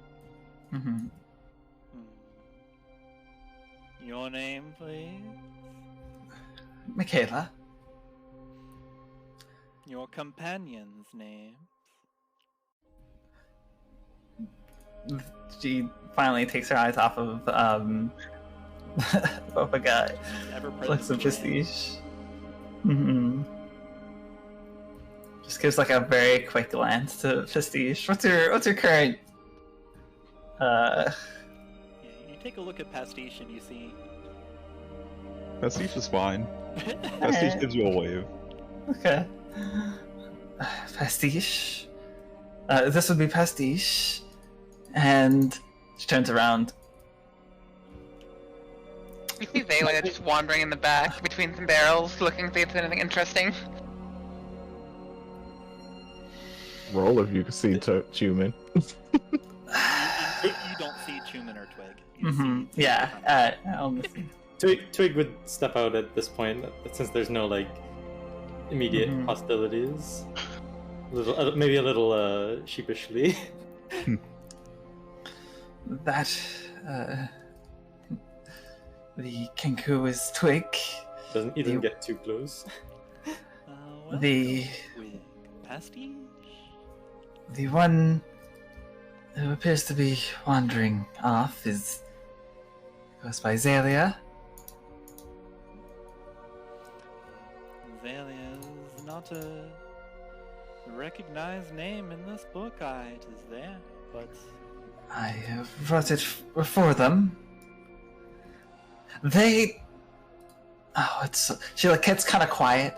They don't know how to write their own name. It's truly tragic. roll deception.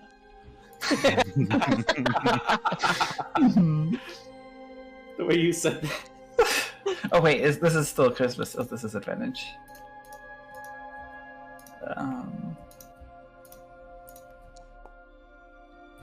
Not bad. Nice. Not good. Alright, so Bufka looks at you for a moment. Yeah, sure. We'll make a roll. Okay, he looks at you for a moment. This ever-present grin fades for just a moment as his eyes pierce through you, and then it restores. You can see the eyelids on his eyes just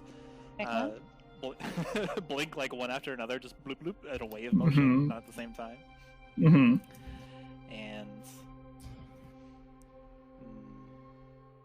well, I am quite busy. If you are only here for a singular reason, as you explained, what are you doing here in my home, in my dreary, dreary basement? What can I do for you, Makayla?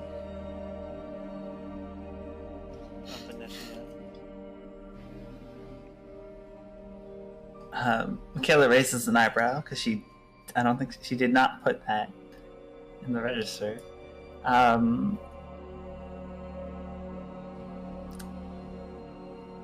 But doesn't comment on it. Well, I was informed by the Dune Striders that you are currently in possession of a tome of mine. I came here to retrieve it. What does this tome look like?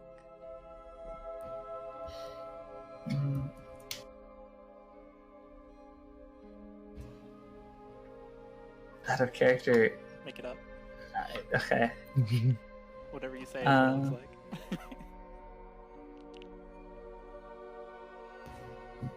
But it does have a gold border. Okay. Leather straps around it, gold border. Reasonably thick book. Some symbols on the cover. I believe most recently it was on fire that would not be that could not be God, why am I spacing on the term for putting out fire? Was a flame. Yeah, it was on fire that could not be extinguished. Oh yes, the ignited tome, certainly. Walks past you. It's kind of shuffling. I move out of his way. Yeah. Well, we could move this conversation to a less, perhaps invasive room, if you would so please. Well, let's stay here. This is where we met, after all. First impressions. It has a sentimentality. I do have this tome. I'll dip into kind of the waistband of his robe. He pulls out a book that matches your description. This is a dangerous tome. You've managed to put out the flames. Yes, that. Well, I would never say this on Zoaz, but the Church of Selene aren't. Their dispellers aren't quite as. Well, they may not be as what they used to be. Glances over at the table. I believe you have a tome belonging to me in my possession. That's also Excuse me? There was a book on this table. This is important. Bailey put it back. Oh, did you? Yes. Oh, okay. Never mind. Yeah. Oh, I see it now. It was behind the sack. He moves the sack. Forgive me. I thought there was foul play afoot. You know, you were lending credibility to your story. This is a dangerous book, Makayla of Venetia. I would like to study it. I would like to keep it here. Keep it safe away from prying eyes.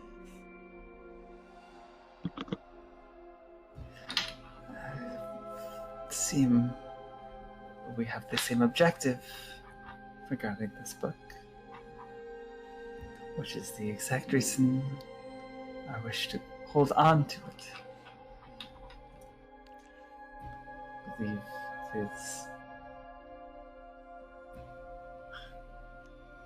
Makayla. it is my possession that the Dune Striders foolishly confiscated without understanding or listening, and it does not belong to you. Make a persuasion check.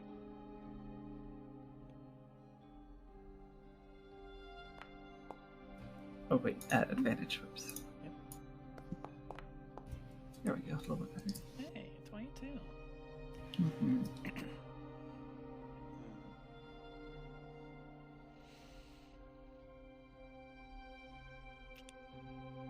Could be.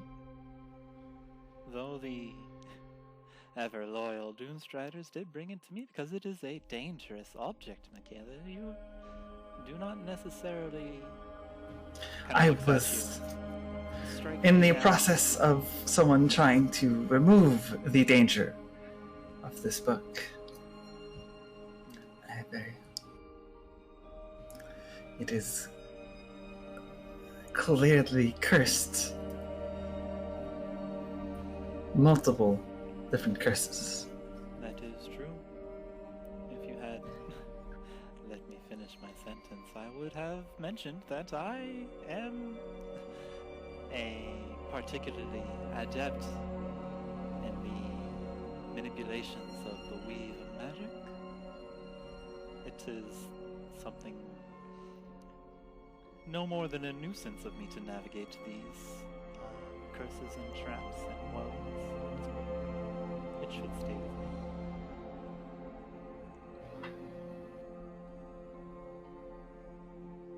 Why do you want it anyway?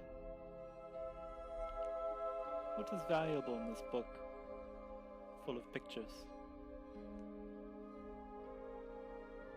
What's it to you?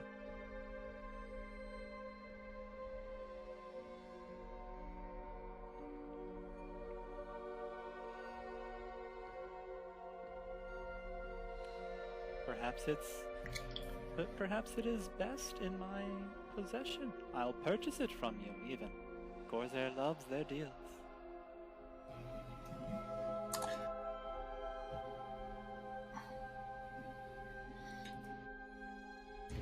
Is that like...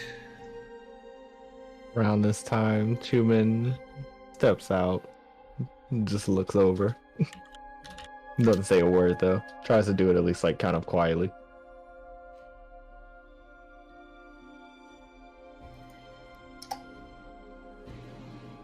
You're No. acknowledged by the very large lizard man. That would be Chuman. I believe he is also on the list.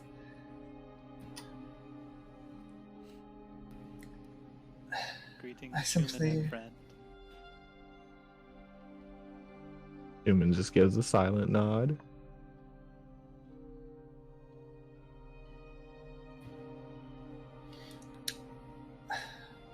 I should not need to justify why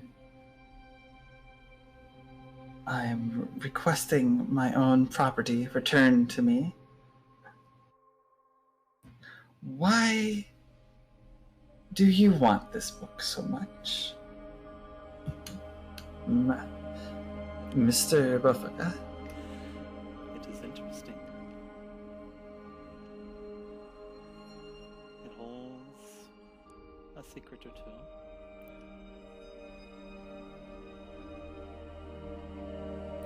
Tell you what, we are at an impasse. Let's make a deal. Tell me everything.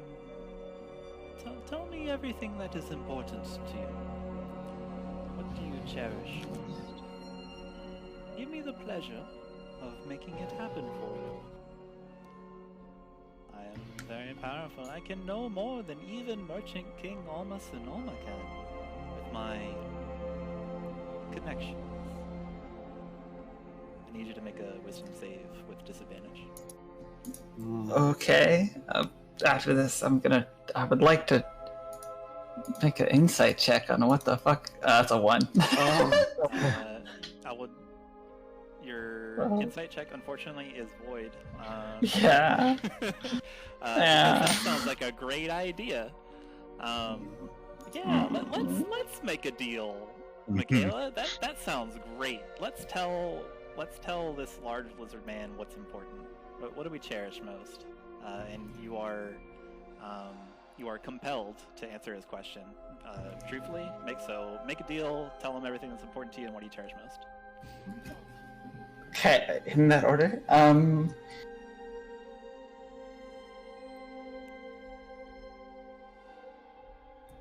Okay, sorry. So, what do you cherish most?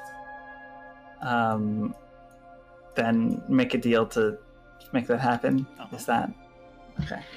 The idea is that I'm being telling compelled to do him this. what's important to him, so that way he can help you achieve it. Yeah, yeah.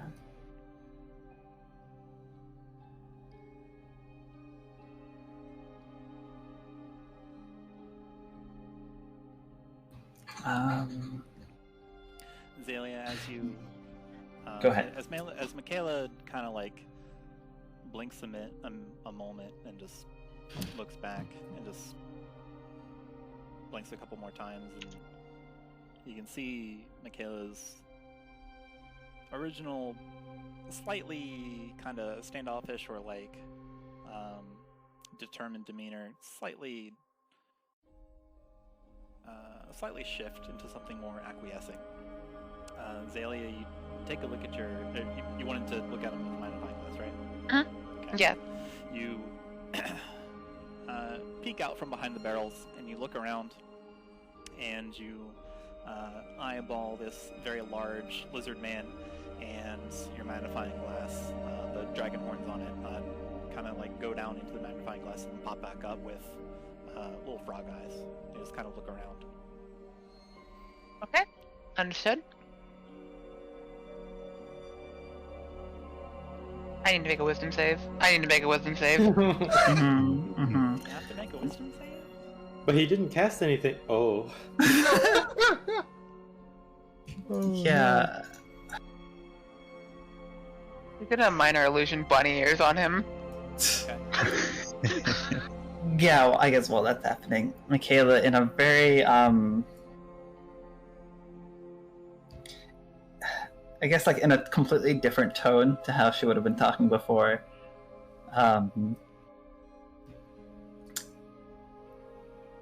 would blurt out,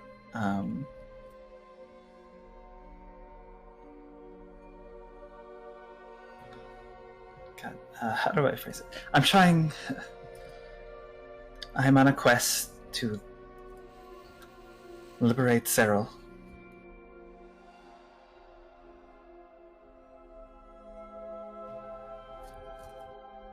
Cyril? That's how you pronounce the Cyril. city, right? Cyril, yeah. How does that sound to like the rest of us? Preposterous. Yeah, I mean, it would like the way the voice sounded. It's like she had a very specific and like very controlled tone to her voice, and this would have been like before that, and then that what she just said would have been like with almost like if you say something without thinking, I guess, like it's just all that sort of control and tone and like determination was just gone from her as she spoke. The words fall out of her. Yeah, kinda. Yeah. The words fall out of her mouth. There we go. Louder. And also, like, that's a silly notion. Based on just, everyday life in Khorzaire. Yeah, that is. I guess that would be how that answer would materialize. Chuman doesn't actually say anything, but he just takes a step up and looks over to Twig. Would I know that something just happened to me? No. After that happens? Okay. I'm still aware that I just said those things, though, Yeah, right? you're aware that you said it. Okay. But you are, like, you're convinced that it was the correct thing to do, and Okay. you wanted to do it. Sure, got it. Pastiche isn't going to move from where they are, but their face kind of curls into a glare as they look back and forth between Bufuga and Makayla. And Yeah, Twig go ahead. Twig like cocks an eyebrow when he hears that, and then looks to Chuman and gives a little shrug. That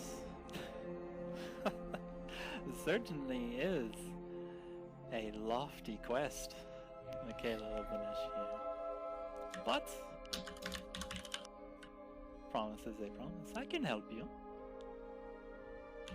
You, Pastiche. He turns his head towards you, Pastiche. Pastiche will straighten up and wipe the glare from their face. Yes, sir. Do you have a similar goal? Similar? No, not really.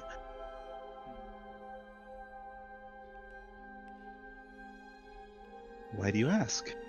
Would you also like to make a deal? Would you like to tell me what is important to you? I can help, just like I am about to help your Makayla friend here. I appreciate the offer, but I don't want anything from you. A pity. I was simply here investigating a burglary. Are you the burglar, my friend? No, not at all. I believe it was one of your rabbits?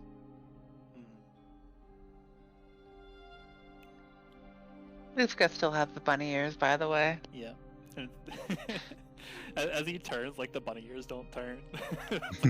Yeah, I mean, Xalia updates that when she can, but yeah, it's delayed. Oh my god. Okay.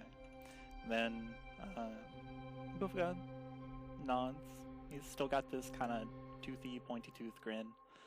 He looks at Makayla, and bunny ears shift again. Looks at Makayla and kind of leans in close. I will give you your book back, and sure, why not? You can call upon my aid for liberating this Cyril city. That somewhat aligns with my interests as well. Since this is a deal,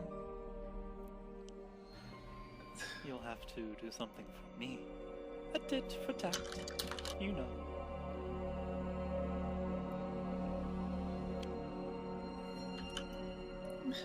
What would that be?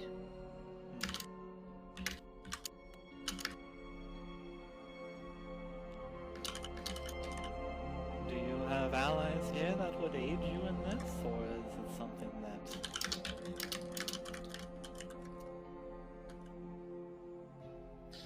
drive a rift between you. If it's the latter, I would have to ask them to wait upstairs.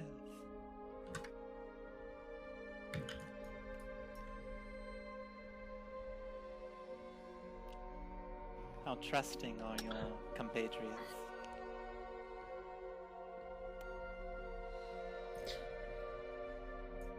My companions are aware of my end goal. Excellent. I can offer you all the aid I can, as long as you do this one teensy-wincy thing for me. They kind of like lean up towards you and like get right in front of your face. There's this huge, like this huge lizard man with his giant maw like right next to you. Kill Raikel.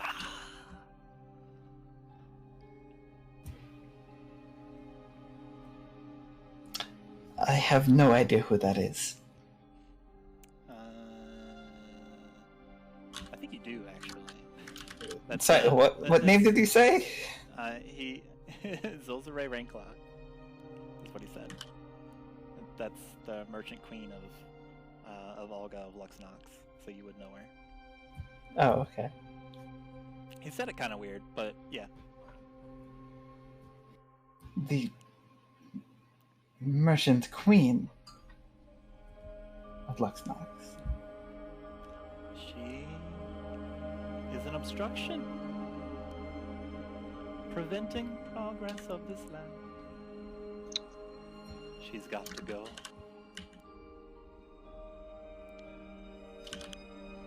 Then. Am I able to? Sorry, go ahead. Do I still like implicitly trust him, or? You is that... are not compelled to trust him, but you are compelled to make a deal with him. Okay. Like, what he's saying sounds like a good idea.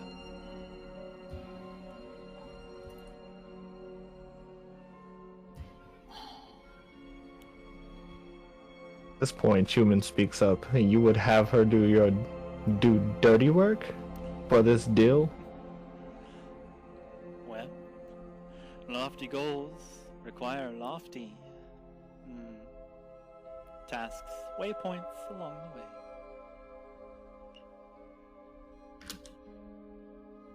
That wretched beast watchdog in Olga.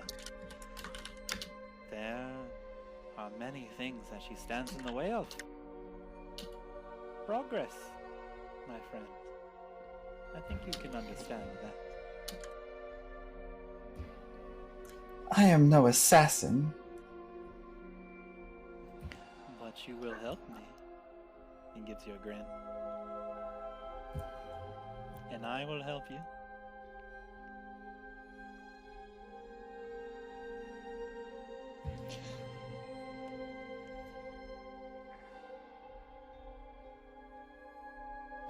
God,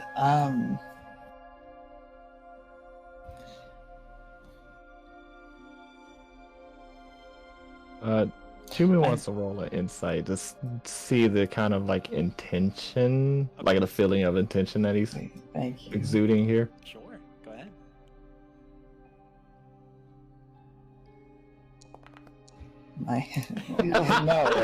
No, you can't. Okay, cool.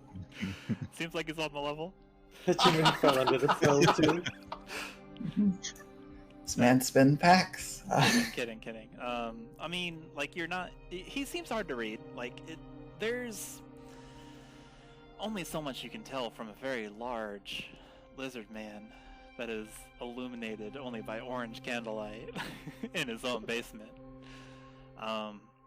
Like, the basement... Like, there's a weird smell to this basement. The lizard man before you, like... He looks like he eats well.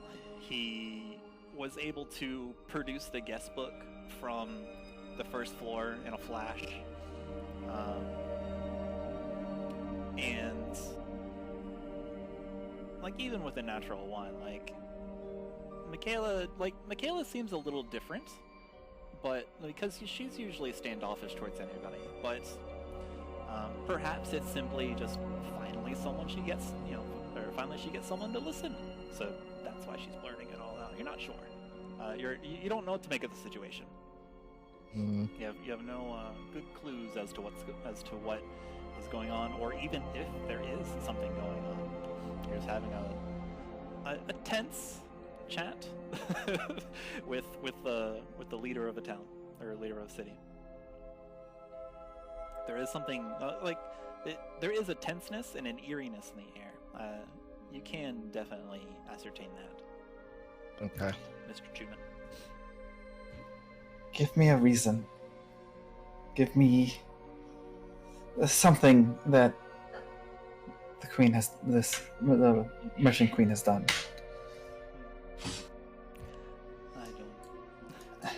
I don't have to, but I will inform you so that I can aid you. That is definitely part of our promise. Makayla of the Neshia, she stands in the way of one of your objectives. I know quite a bit about what has gone on. Has she caused others harm? Why, yes. Due to her inaction, there are many people filled with wanderlust shambling around on the surface. Why? She refuses to deal with all the vagabonds. She's a veritable criminal.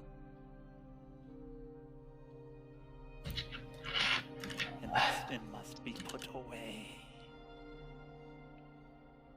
To claim a criminal of such high rank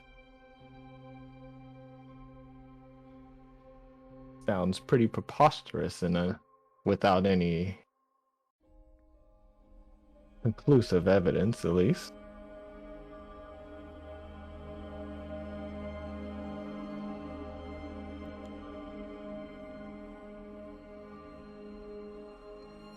Oh, I have evidence. I've been documenting that creature, what she refuses to do. Even now she harbors a vagabond, refuses to deal with it.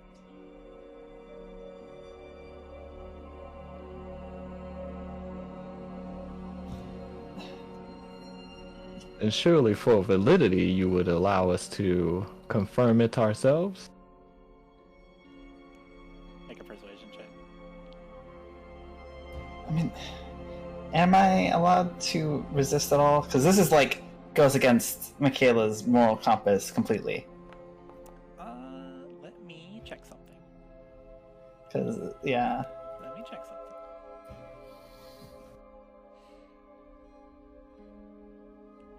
Dun, dun, dun, dun, dun, dun,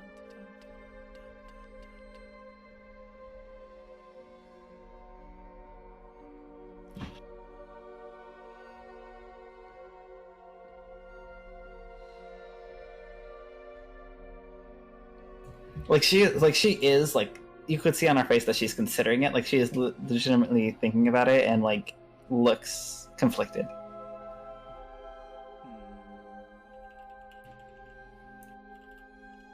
Figure it'd be multiple checks, right?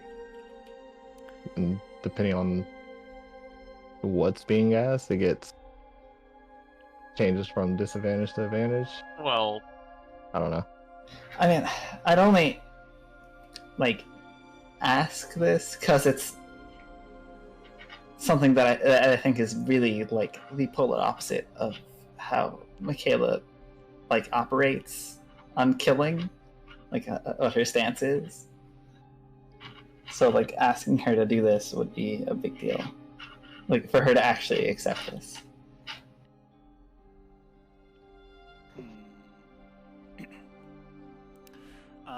even though it goes against your moral compass, yeah, you are compelled to agree, and this is a good idea.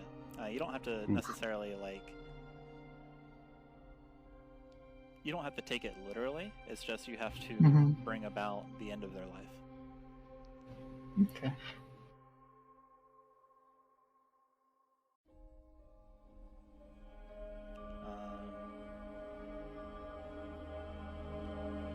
But no, there's no per round save or anything like that.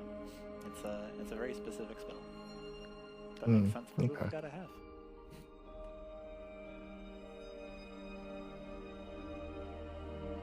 By the way, I rolled 5 on that.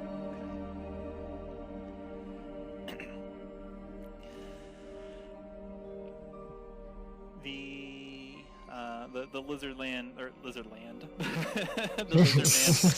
leader looks over, gives you just kind of a casual glance, just does the wave blink with his eyelids. If you also promise to be part of this expedition, I would not mind sharing my evidence.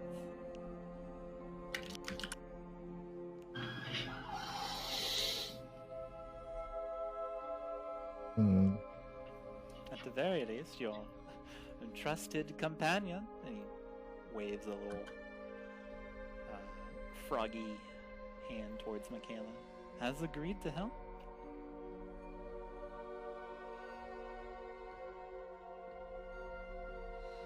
Surely she has all the evidence she needs. Chuman silently looks over to Pastiche and Twig before looking back at Bufuga. Sorry, wait, who agreed to help? You. Well, I haven't agreed yet, but... And yet he still gestures towards you. Okay.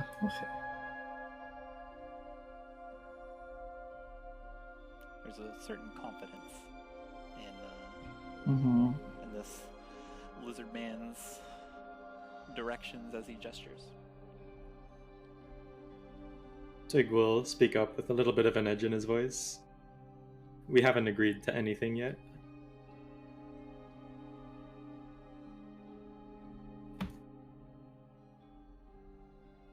Perhaps, but I have a feeling that your friend is seeing eye to eye with me.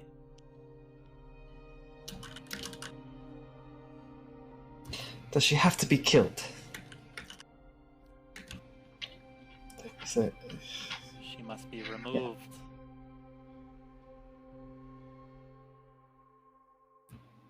From her place of power. From her... Remove her life from this place. It's the only way that you will be able to accomplish your goal, Makayla. I am trying to help you. Pastiche is going to step forward, place themselves between Makayla and Bufuga. Okay. I think Look Bufuga Chuman. straight in the eye and ask, why should we trust someone who's stealing food off the plate of his own citizens?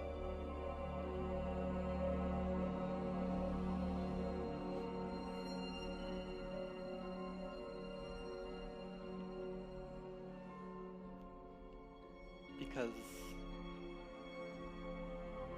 I can put it on yours. Any food that you want, Pastiche,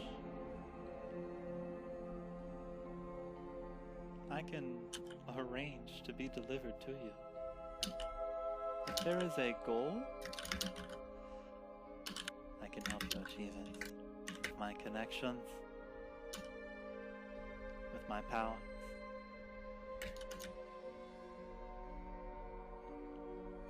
Pastiche breaks eye contact, looks at the ground for a moment.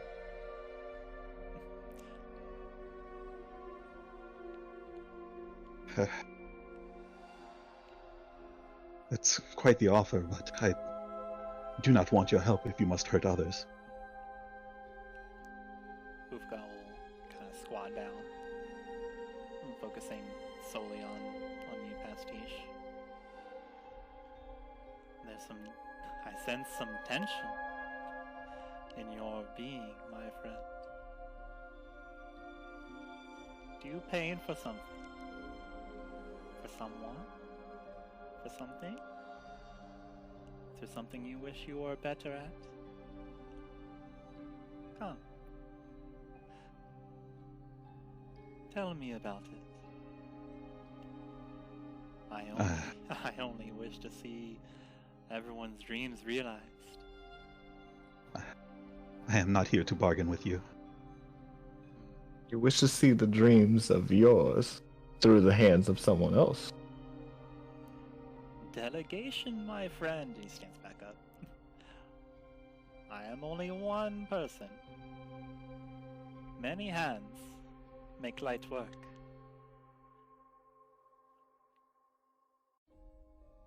Ayla's gonna, at this point, just try to walk past you and start going back up the stairs. Okay. Makayla's just looking at the floor. Right now. Is that get any response from him? Like, he'll look at you and watch you go. She's just gonna keep going up.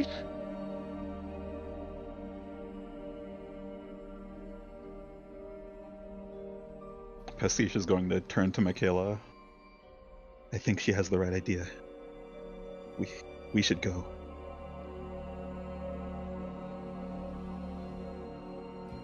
And She doesn't try to respond. start pulling her away.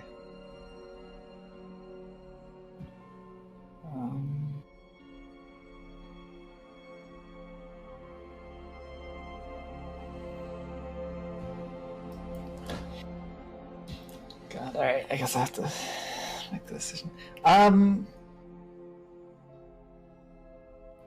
Makayla would let herself be pulled, but she'd look up into the eyes of Buffaga.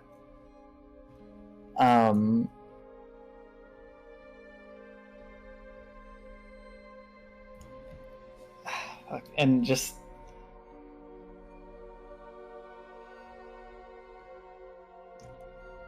like give like she's like barely holding herself back from saying yes. I think that's kind of how it would be. Well, Pastiche is going to do their best not to give you much time to consider. Exactly. Yes. It's like if you wouldn't pull me away, she would have broke and said yes. The bunny ears become a bunny ears plus cartoonish mustache and glasses. Cool. Let's see. As Makayla is being dragged away, you see kind of like a little bit of frustration creep into Bufaga's countenance, but it's quickly replaced with his grin, and then he'll look as if he suddenly remembered something. It's like his mouth is partly agape. He looks at, and then his eyes settle on Twig. Twig. But when I seem to recall your name from somewhere. Where do you hail from? Twig will pause for a moment and mutter, "Lux Nox." I take it Bufuga did not do anything to stop Pastiche from dragging Makayla off? No, I do not. Okay. Then we're upstairs. Okay. Twig, I seem to recall. One moment, please. And he sets the guest book down and he picks up the journal and that Xalia had picked up, and he thumbs through it a bit. Why, yes, your name is mentioned right here. Twig, are you? Do you know? Forgive me for asking, but this is a quite serendipitous chance encounter. Do you know any gnomes?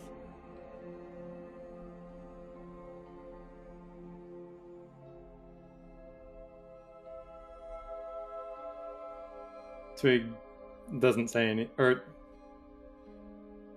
Twig doesn't say anything, but he just like slowly nods, like as if to say, "Go on."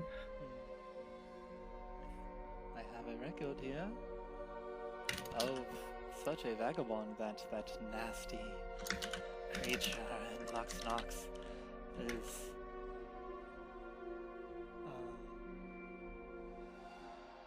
barring our path on. I think that the term wanderer is something more use. The gnome is performing a task for me.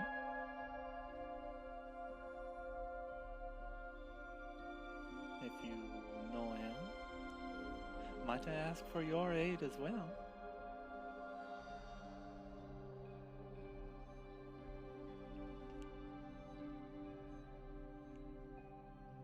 Who exactly is it that you think you know? Well, I hate to be silly and just talk about things without any prior knowledge. Why don't you tell me, Mr. Twig? What or who is important to you? I can help you. And I need you to make a wisdom save with disadvantage. Okay. Does a 6 hit? A 6, unfortunately, does not prevent you from feeling absolutely compelled to tell Bufaga what the dealio is. What is important to Twig? What is his goal? And what is he trying to do? And...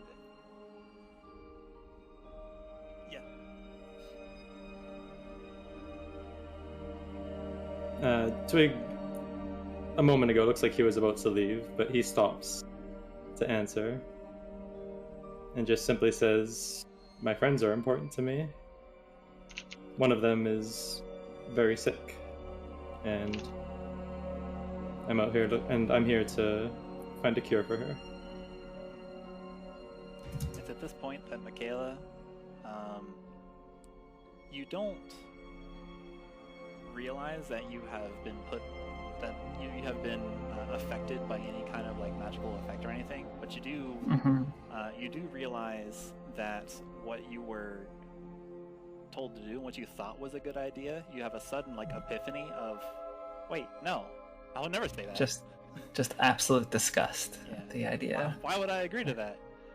But it sounded so great. He has such broad shoulders. Those big frog eyes. Yeah. But you are no longer, Makayla, you are no longer compelled to be part of this deal. Cool. So that's what that happens, and then Twig, Bufaga moves towards you, then squats down. Can you tell me who your friends are? I can help you. At this point, Chuman stops because he was starting to head up the stairs, and then looks over to Twig.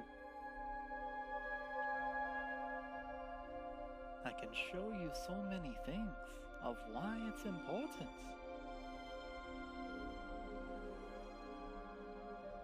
And at this point, go ahead. Actually, Her name is Anna. You say you can help her? That's true. You see, I have here my notebook. He kind of like taps it, or like waggles it in the air. That's this. Anna is the name of this lovely Anna is the name of the vagabond that is being harbored. The merchant queen refuses to do what is asked of her and help this poor creature out, but I can help. Do you want to know what happens to wanderers when they reach a city's leader? What is supposed to happen anyway?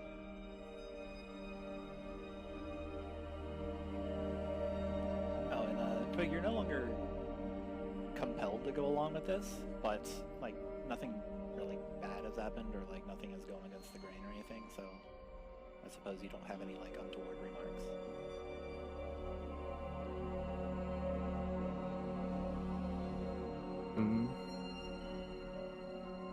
Yeah, Twig will nod for him to keep speaking.